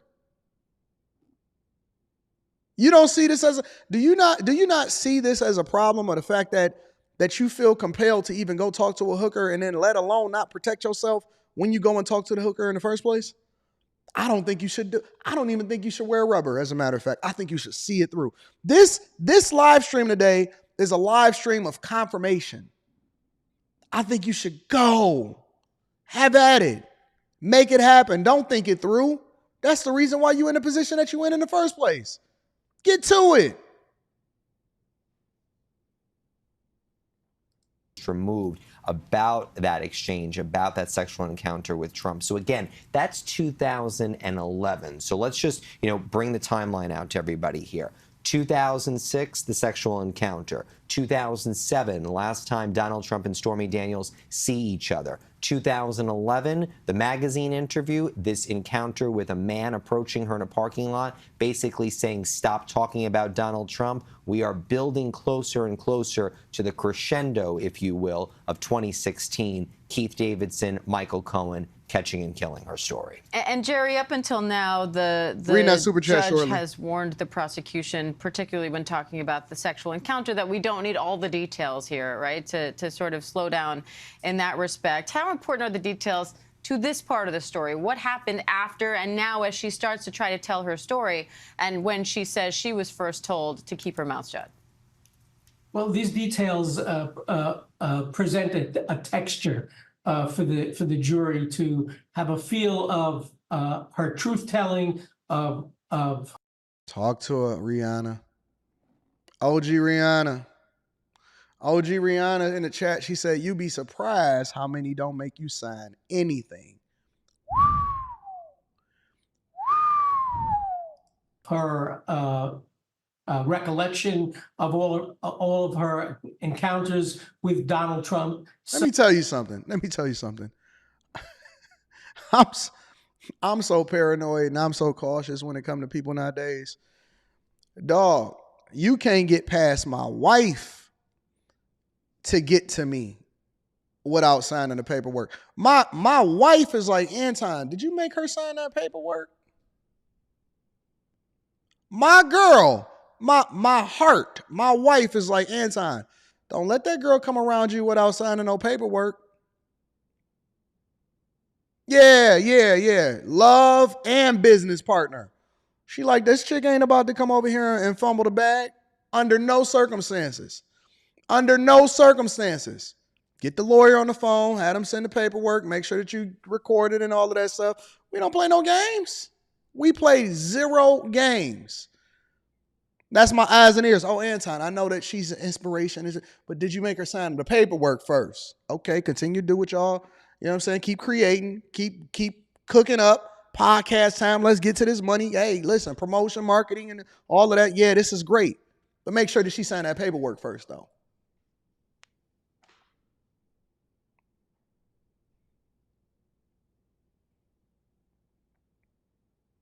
No. Y'all always want to be messy. She talking about all women, all people, women, men, all of that. No trade secrets are released from here. No trade secrets are released here in these streets. What happens in Detroit stays in Detroit. You know what I'm saying? So that's the reason why she's being asked about all these details. But the judge really doesn't want to go over a line that where the details become so prejudicial that it's unfair to the defendant. And it's not a bright line. So the judge has to make a determination when there's an objection that there's a little too much detail in her stories. But there's certainly enough in her testimony to demonstrate that she's not making this up on the stand, and it appears that she never made this up at all, that her recollection of all these details that the prosecution has elicited from her is truthful. And that being the case, that's really what the takeaway is by the jury. So let me spin a block real quick before we get to the next thing. I know Trump was in another case, and the judge postponed documents that could indefinitely basically prevent him from having to ever go to trial in the first place. Check this out real quick. Shortly after Donald Trump's hush money trial adjourned today in Manhattan, a significant development emerged in another one of his criminal cases, the classified documents trial down in Florida.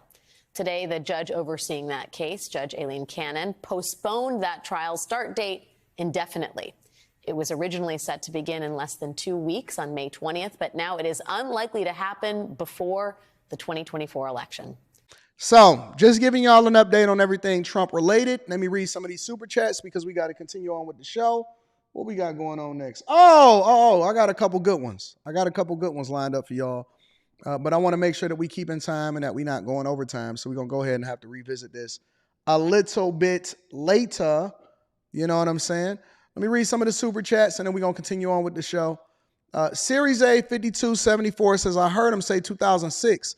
Is it 2016 or 2006? He was documenting, and he was basically talking about all of the things that led up to what was happening prior to the 2016 election, where Donald Trump got basically elected to become the president of the United States of America.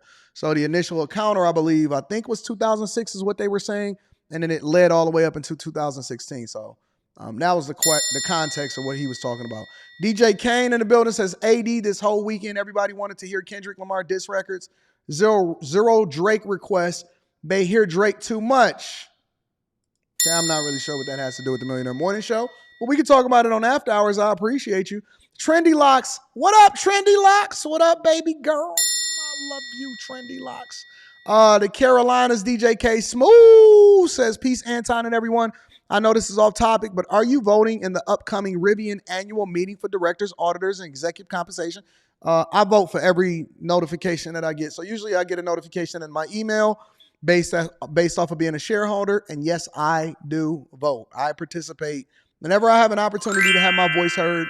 Yes, we can. AD, Civlak came back. He wanted to give us a little bit of clarification, y'all. He said, AD, for the record, I don't do hookers. I'm not trying to catch an STD. I was playing devil's advocate, so to speak. No. Well, then stop being a devil. Stop playing the devil. Let the devil play his own role. Speak to what you stand for, not be devil and advocating. No, don't be the devil. That's what happened when you be the devil. You start to get things that's levied against you that you think don't make sense about you. If you don't want to be labeled as the devil, then stop playing them then. You know what I'm saying? Don't play that role. Charles Barkley.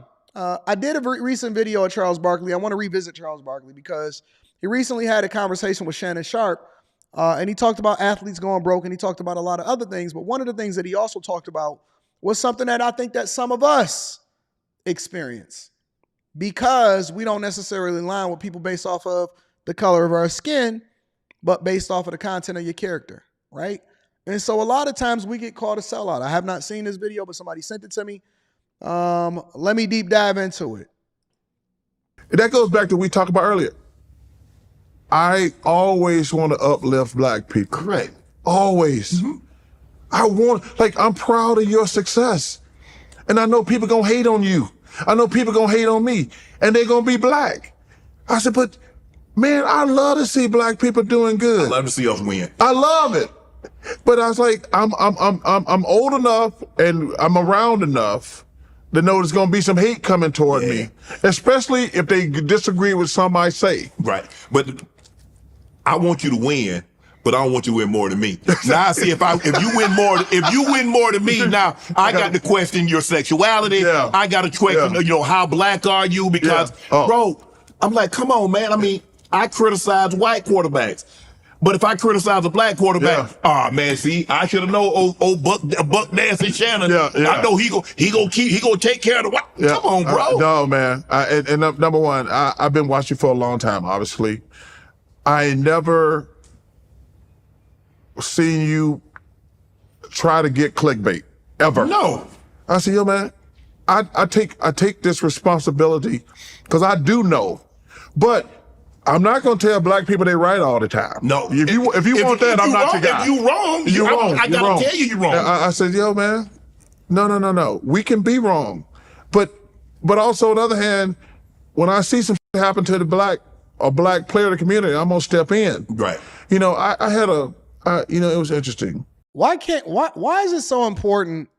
I'm trying to figure out why it's so important in 2024 for us to still divide ourselves based off of race. What happened to right and wrong? Race has taken priority over right and wrong. There are people that will advocate for a killer just because he's black, or will want a killer free just because he's black. They don't care how bad he is for your community. They don't care who it is that he killed unless they kill somebody that he knows. But identity politics has now taken priority above character.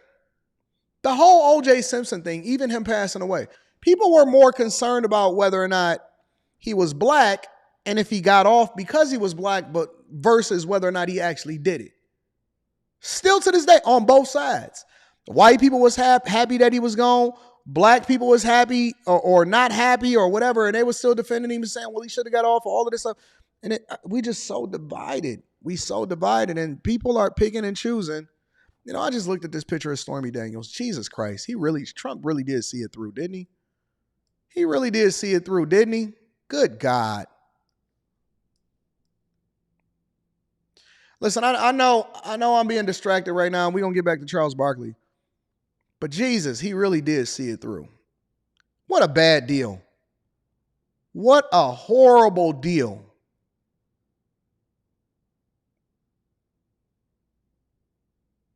God, look at that body. Ain't a curve in sight. Pale as the white driven snow. He really did see it through, didn't he? Good Jesus, Trump. Was you taking one for the team, or did you set this up yourself? Was you looking forward to this type of situation? Gosh. Let's get back to Charles Barkley, y'all. I just seen that picture come across my... I'm like, God, you seen that through, didn't you?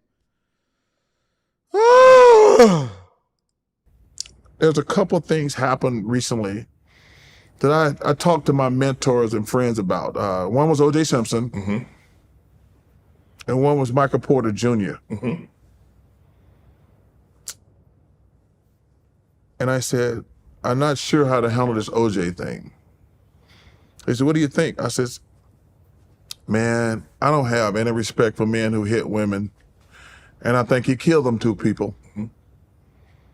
I says, how you gonna say I think he killed them 2 people and he was acquitted? You can't convict him in a court of public opinion? What do you think he killed those people or not? I think he did. I said, but I have, and I've always said this, not just saying this to you, I have no respect for men who hit women. Okay. So you don't have no respect for Kendrick Lamar? Never mind. Let me be quiet, because I know that there's people in the chat that's saying that his character is impeccable. I seen the little chat that you put up that said that his character is impeccable. I guess that we just gonna disqualify the whole album that he wrote about cheating on this chick. Character is impeccable. Pen is absolutely impeccable, but the character matches the pen, I guess. Don't worry about it. Don't worry about it. It's just accusations. We don't know. We don't know. And I don't want to bash the dude, because he got a family and he died. He got kids. And I said, you know what? I'm not even going to mention it. And I didn't. Because I said, I don't want to just bash the dude, because I can't say anything positive. Yeah, was he a great jock? Yes. But when you go around beating women and like that, I got no respect for you. Right. Did OJ get convicted from beating up on a woman?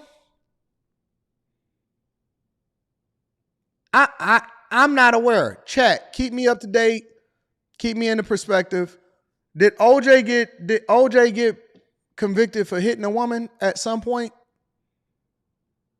Because I'm not aware. I don't know. This is my first time really hearing about this. I know about the OJ trial. I don't know nothing about him beating up on a woman. And so I'm trying to figure that part out. And then the Michael Porter Jr. thing. But the WNBA? No, Michael Porter. About his brother. Yeah, both brothers. Bro, yeah, one got a DUI and I think he killed somebody, right? He did. He killed somebody, and the other brother took the under on himself. Yeah. And what is Charles Barkley talking about then? Why is he talking about beating up on women and O.J. Simpson? And I ain't never heard no junk like that before. Where did he get that part from? I feel his pain. I feel his parents' pain. Yeah. I feel that as a jock. Because in it, and this is one thing, I look at sports, it's the greatest fraternity ever. I feel like everybody in the NFL, anybody in Major League Baseball, in the NHL, hockey, I think they're part of my family. Y'all said that he allegedly beat her up, but it wasn't no charges. Oh, like Kendrick Lamar? Oh, never mind. I'm sorry. That's just a little petty shot. Because I'm just saying, y'all, I mean, I guess it's cool. You know what I'm saying? To possibly beat and cheat. I don't know. I mean, you know, that's just That was just a word on the street. We don't convict people in the court of public opinion. Let's continue, y'all. My bad. I don't want to get distracted. Like they know my experiences. And so I was saying, man, I really want to wish Michael Porter Jr., let him know that I'm thinking about him. I wish his family the best. And my friend says, man, that lady did die.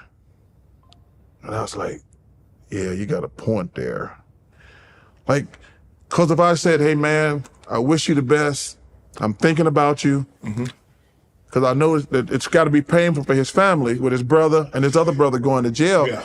It's like, not as painful for that family that lost their loved one. Yes. Because he can go to jail and hug him. Yeah. He can go to his brother's home and hug him. Yeah. They can't go to the graveyard and hug her. And I said, Chuck, shut up on both accounts. Yeah. So I always think about, because, it always makes me laugh. Because my friend's like, yo, man, you got these people eating out your hair. And I said, what you talking about? He says, you know the reaction before you say it. I said, of course I do. I know when I'm gonna start a fire. Yeah. I know it. Right. But I had planned on the start, because most of the time, that goes back to the role model commercial I made. Right. Yes. So when I made the commercial, I went to Nike and said, I want to make this commercial. I said, they're like, you out of your mind. I said, no. I said, what I'm noticing is we have too many segregated schools in this country. I said, when I go to these white schools, I said, what do y'all want to do when you grow up? They want to be doctors, lawyers, engineers, teachers. When I go to these black schools, they're like, I want to play in the NFL, I want to play in the NBA. Yep. And I was doing this when you do a lot of speaking when you're in playing. So I was doing this for like 4 or 5 years. And I was like, man, these black kids think they can only be successful through athletics and entertainment. Yep. They don't ever think about being doctors, lawyers, and engineers and shit like that. Right. So I talked Nike into doing the commercial, and it became a big deal. You did. Still probably the thing I'm most proud of to this day. I said, because I knew it was going to start a fire. And I was like, guys, I'm not trying to skirt responsibility, but I want young black kids to know, yo, man, you don't have to play in the NFL or the NBA. We got black doctors. Right. We got black lawyers. We got black engineers. But y'all got these kids thinking all they see is Shannon, Michael, Carl, Chuck, David Robinson. The only black people they see are jocks and entertainment, Jay-Z. I said, man, they got a better chance of being a doctor than a lawyer playing in it. Jay-Z or LeBron. Yes. And I said, I just want to spark the debate. And in fairness to Nike came back to me later and said, man, we want to thank you for making that commercial. I said, because 90% of the letters we got were pro. I said, well, first of all, I'm not worried about no negative publicity. I play in Philly. I said, I thought my name was Charles Barkley, you motherfucker, for the first 2 years of my, I said, guys, I'm in Philly. I'm used to criticism, but I always have used my platform for a bigger debate. Yeah. I'm trying to make a difference. One of the things I'm proud of you, and I don't talk about this a lot, I'm not trying to get praise because I keep it very quiet. So for the last 15 years, I've been giving $1 million a year away to charity. Okay. And I don't even tell anybody. I'm sharing this because I'm gonna tell you why I'm proud of you. Nice. So I started out in my high school, my college, Wounded Warriors, ALS, Parkinson's. But the last 8 years, the point I'm getting to, I did HBCUs. Okay. Bad investment. Great deal to me to be able to do that. Right. And you being a product. When I watch you and Stephen A, when y'all go back to y'all HBCUs, I just think it's really important what y'all do for the HBCUs. And it really makes me feel good when I write that check. Because, we got a couple of them here in Atlanta. I think 3 of them are here in Atlanta, Clark, Morehouse, and Spelman. But man, I just want to use my platform to keep doing good stuff. But just being a product of HBCU, how far you came, I'm really proud of your success. Appreciate it. And I think the thing is what that does is that you think about 3 of the most prominent morning voices, myself and Stephen A. Michael Strahan. Yes. With the HBCU. Yeah. He's a Texas Southern. Yeah. I'm Savannah State. Stephen A's Winston-Salem. Yeah. So it goes to show you don't have to go to Syracuse. Yep. You don't have to go to Michigan or one of these PWIs in order to do what we're doing. Yeah.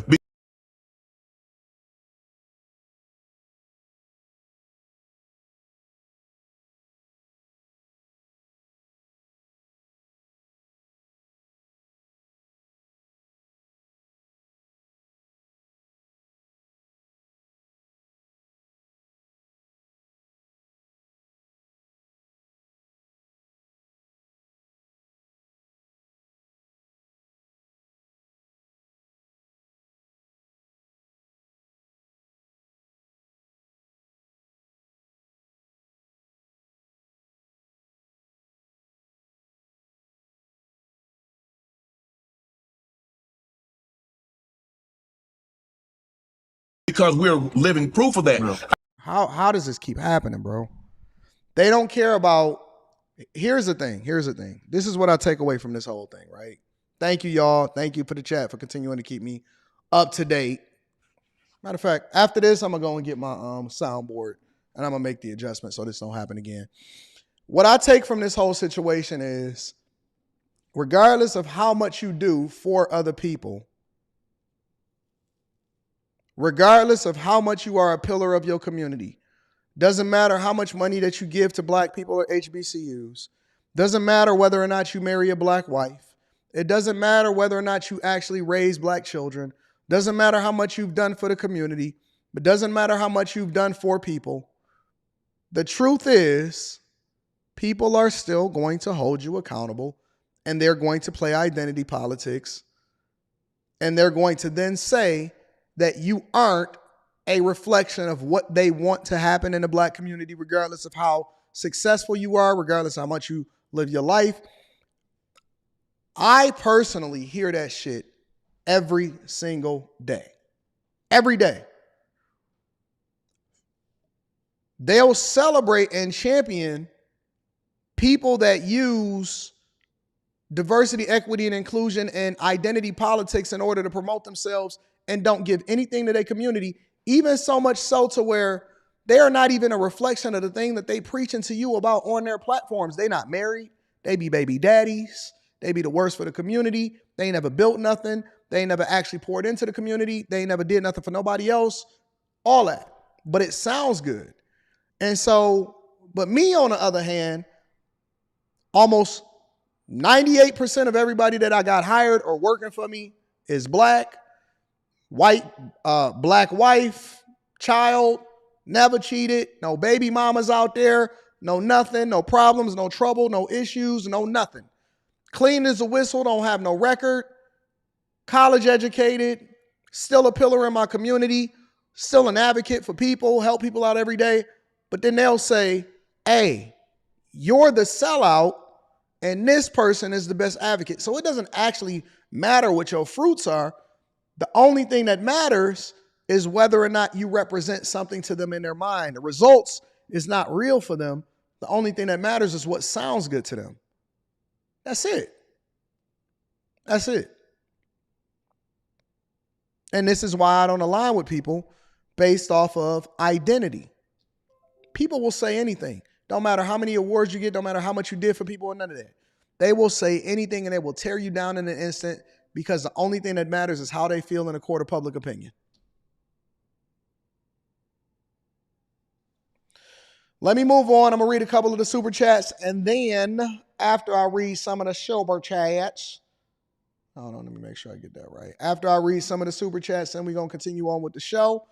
I got one more thing that I want to share with you guys. True to myself, true to myself. This is not a big bro. Anton, has been 2 weeks. Saw little bro out. Come on. Listen, fam, this is not even true to myself, little bro, big bro. This is true to myself.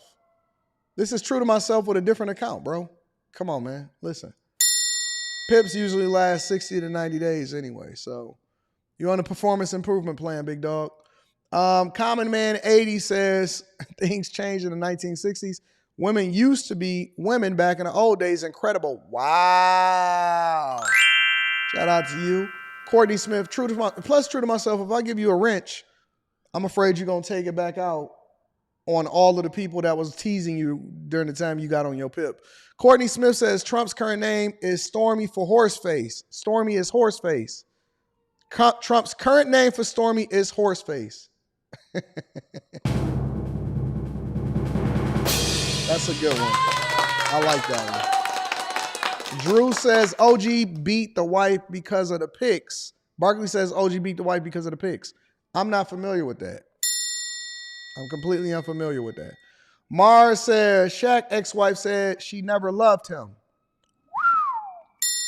So she was just taking advantage of the opportunity that was in front of her. All right, I'm with it.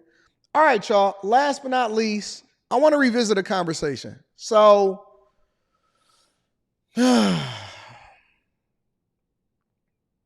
want to revisit this conversation, right? Because this woman that you see right here, this woman right here, I did a review video on her a couple days ago. I think it was Monday.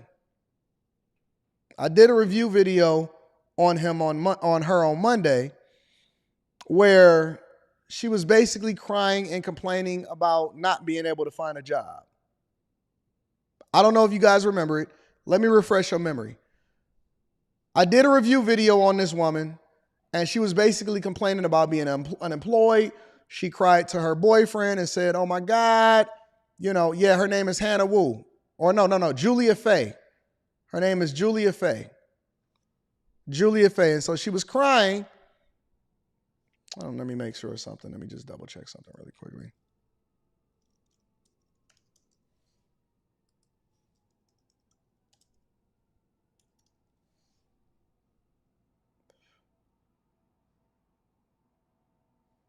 Let me do something real quick.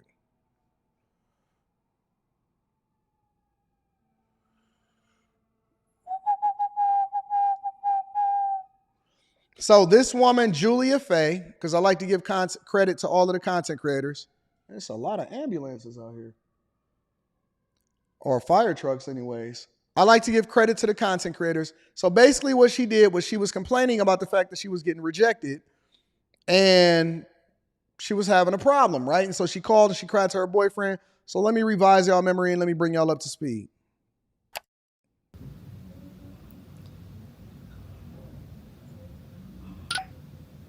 I only wanted to bring y'all up to speed for some of the people that wasn't necessarily there when we first had this conversation.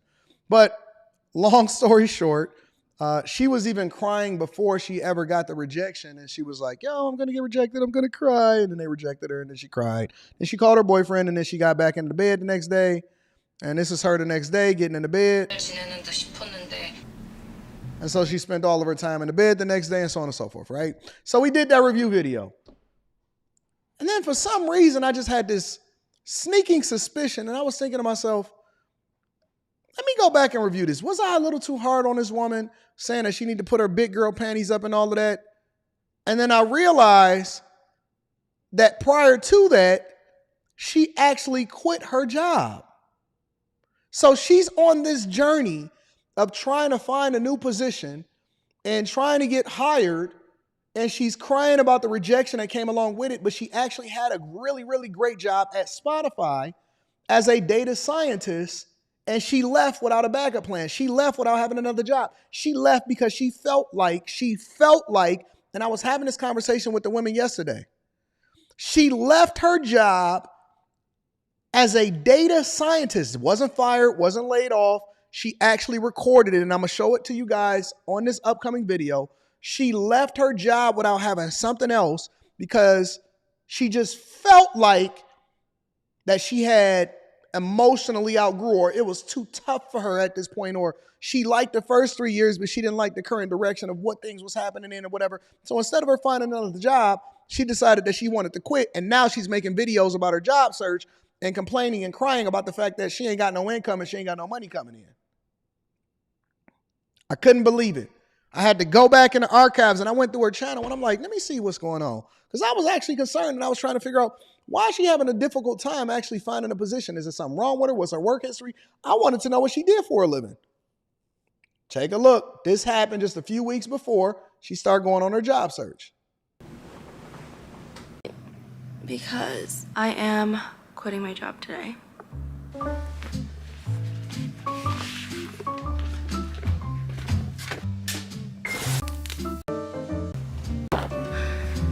I am so nervous right now. Oh my God, my heart is beating out of my chest. How are you doing? I'm good, how are you? Cool, well I think this is our dev convo. Is there anything like work related that you'd like to talk about first or?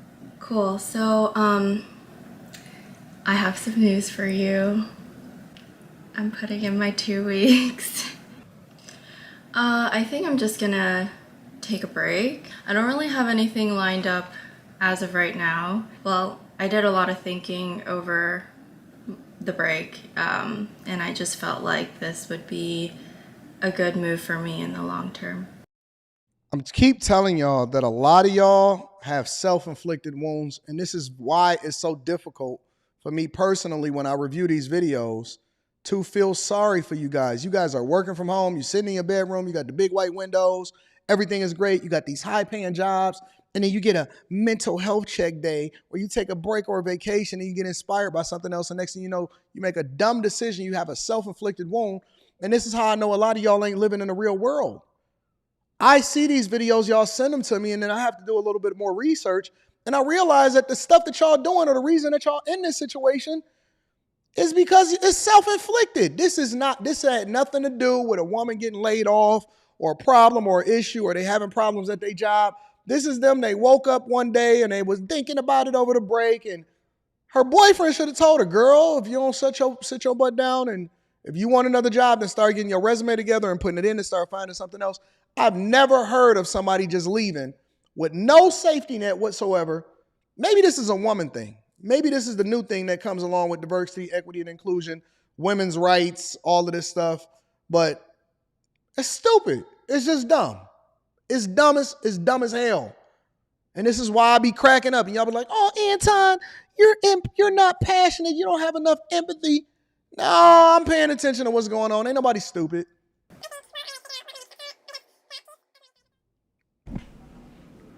Surprise! To be honest, I've been holding off on making this video because then she was crying in the next video.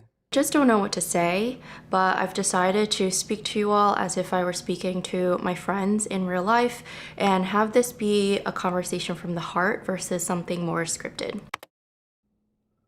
So let's start from the beginning. As many of you all know, I'm a data scientist at Spotify. I've been here for 4.5 years, almost 5 years, and I started as an intern and then I converted to a full-time employee. Getting this position at this company has been a dream. It was my dream job all throughout college. This is the type of stuff, ladies, when I had this conversation with y'all yesterday and I said, hey, don't make no emotional decisions. Everything is logic. Everything is business. Remove the emotion from it so you can then, have a clear conscience and you can see clearly on what you got going on. This is the type of stuff that I'm talking about. This is the type of stuff that I'm talking about. If I see a man do this, I know he in his feminine energy. This is what you dreamed of. You got your dream job. It got a little hard on your dream job and now you decided that you wanted to quit? Jesus Christ. And everything that she's learning right now and she's going through, she deserves it. It felt so surreal to be in this privileged position where I get to say that I did the thing. And for the first, I would say 3 years, it was an amazing experience, probably the best corporate experience I could ever ask for. I think for me, where things started to shift was the past year and a half-ish. I'm gonna keep this portion short because there's a lot of nuances that just happen day to day and I can remember all of them, but I also don't want to. And the purpose of this video is to not talk poorly about my experience there because the majority of my experience at Spotify has been nothing short of amazing. But obviously there are reasons as to why I decided to leave and to leave without a job lined up. For the past year and some change, I've been working on the highest priority project in my org as the sole data scientist for the majority of it.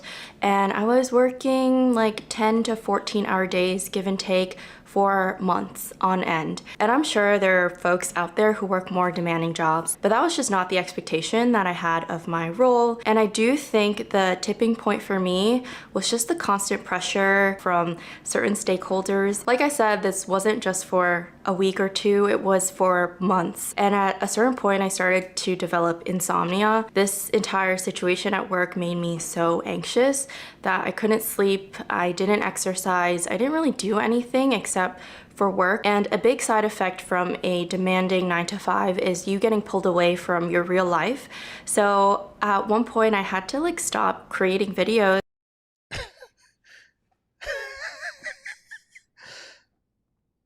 You got pulled away from your real life. So you making money so that you can be able to survive and thrive and live.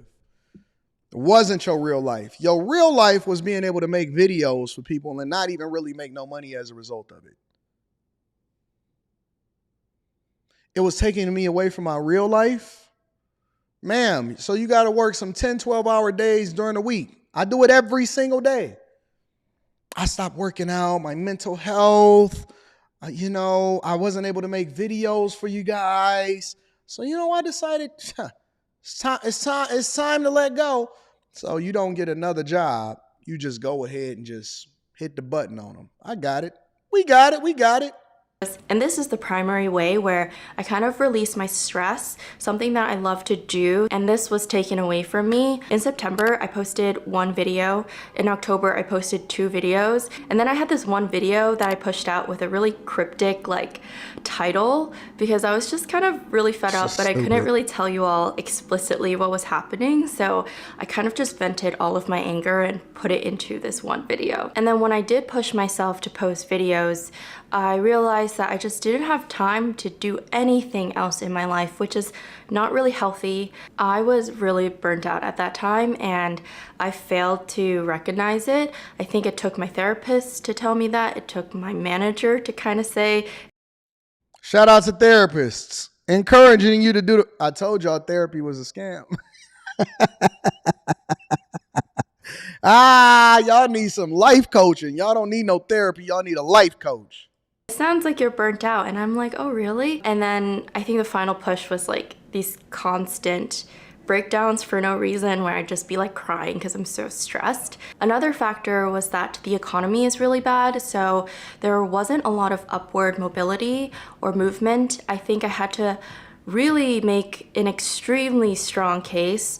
And even on top of working these insane hours, even on top of working on a very high impact, high visibility project, I think my career progression wasn't very clear here. It was extremely stagnant. I felt like I was putting in so much work and I wasn't really moving anywhere. Those were just all signals for me to take a step back and say, hey, Julia, maybe you should reevaluate your current situation and seek other opportunities.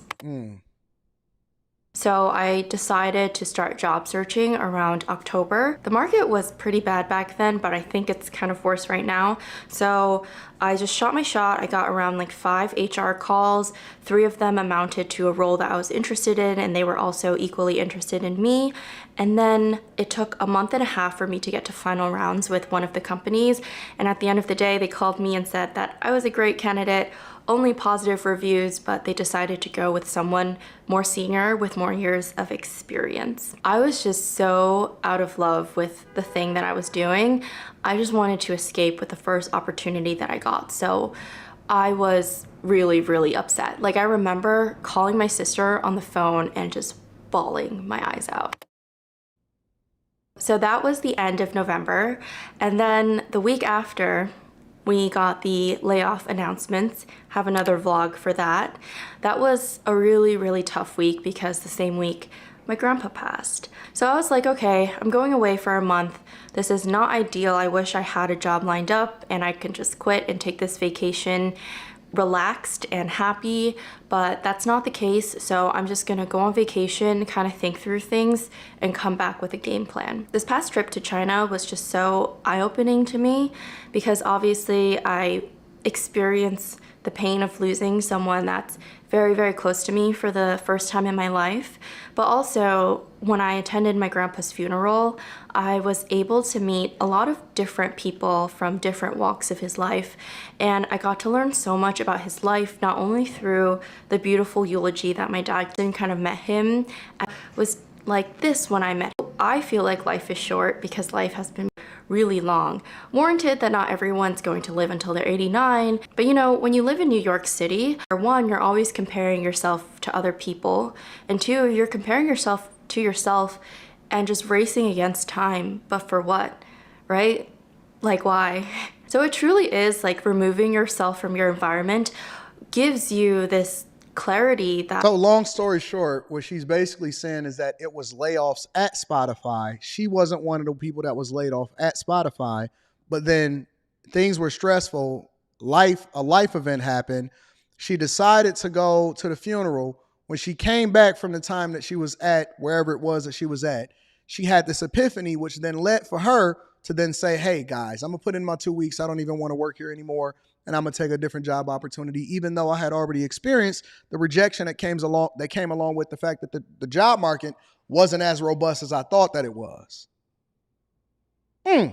Interesting. So you realize that the job market was messed up. You looked for another job while you was working at that job. It didn't work out for you. You still decided to put in your 2 weeks because you don't like the fact that things got a little bit rough and you need to do what you got to do until you can do what you want to do. Jesus Christ. This is messed up. This is so stupid. Well, welcome to the real world, baby. Welcome to the real world. Life comes at you fast. You better learn how to duck.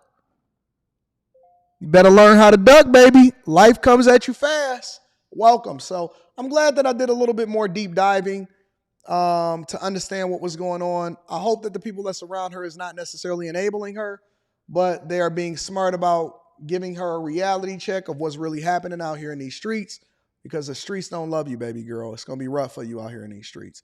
Let me read a few of the super chats and I'm going to get y'all out of here for the day. I don't even feel sorry no more, says Devastator. Changed that fast, didn't it? DJ Kane says, I don't think our youth can deal with even the smallest forms of adversity. Lots of tears. Old CL Sportsman says, feedback they couldn't give. We saw your videos. Yeah, that's true too.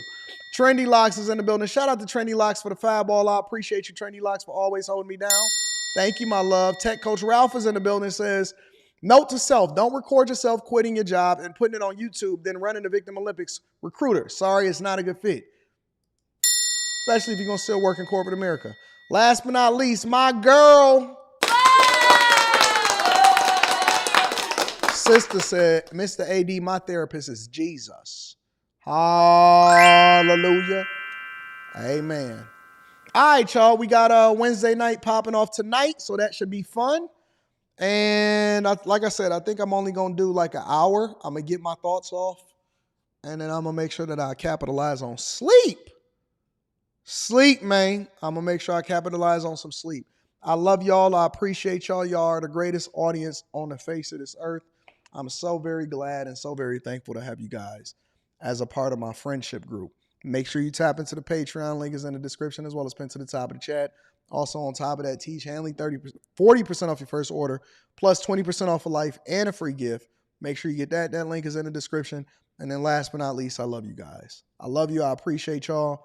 Hopefully we can eliminate this whole muting problem, because I'm about to setting up the soundboard in a second that I had over there that I used to have for the Millionaire Morning Show. I love you guys. I appreciate y'all. Make sure you share this with your family and friends. I'm going to holler at y'all later. Peace.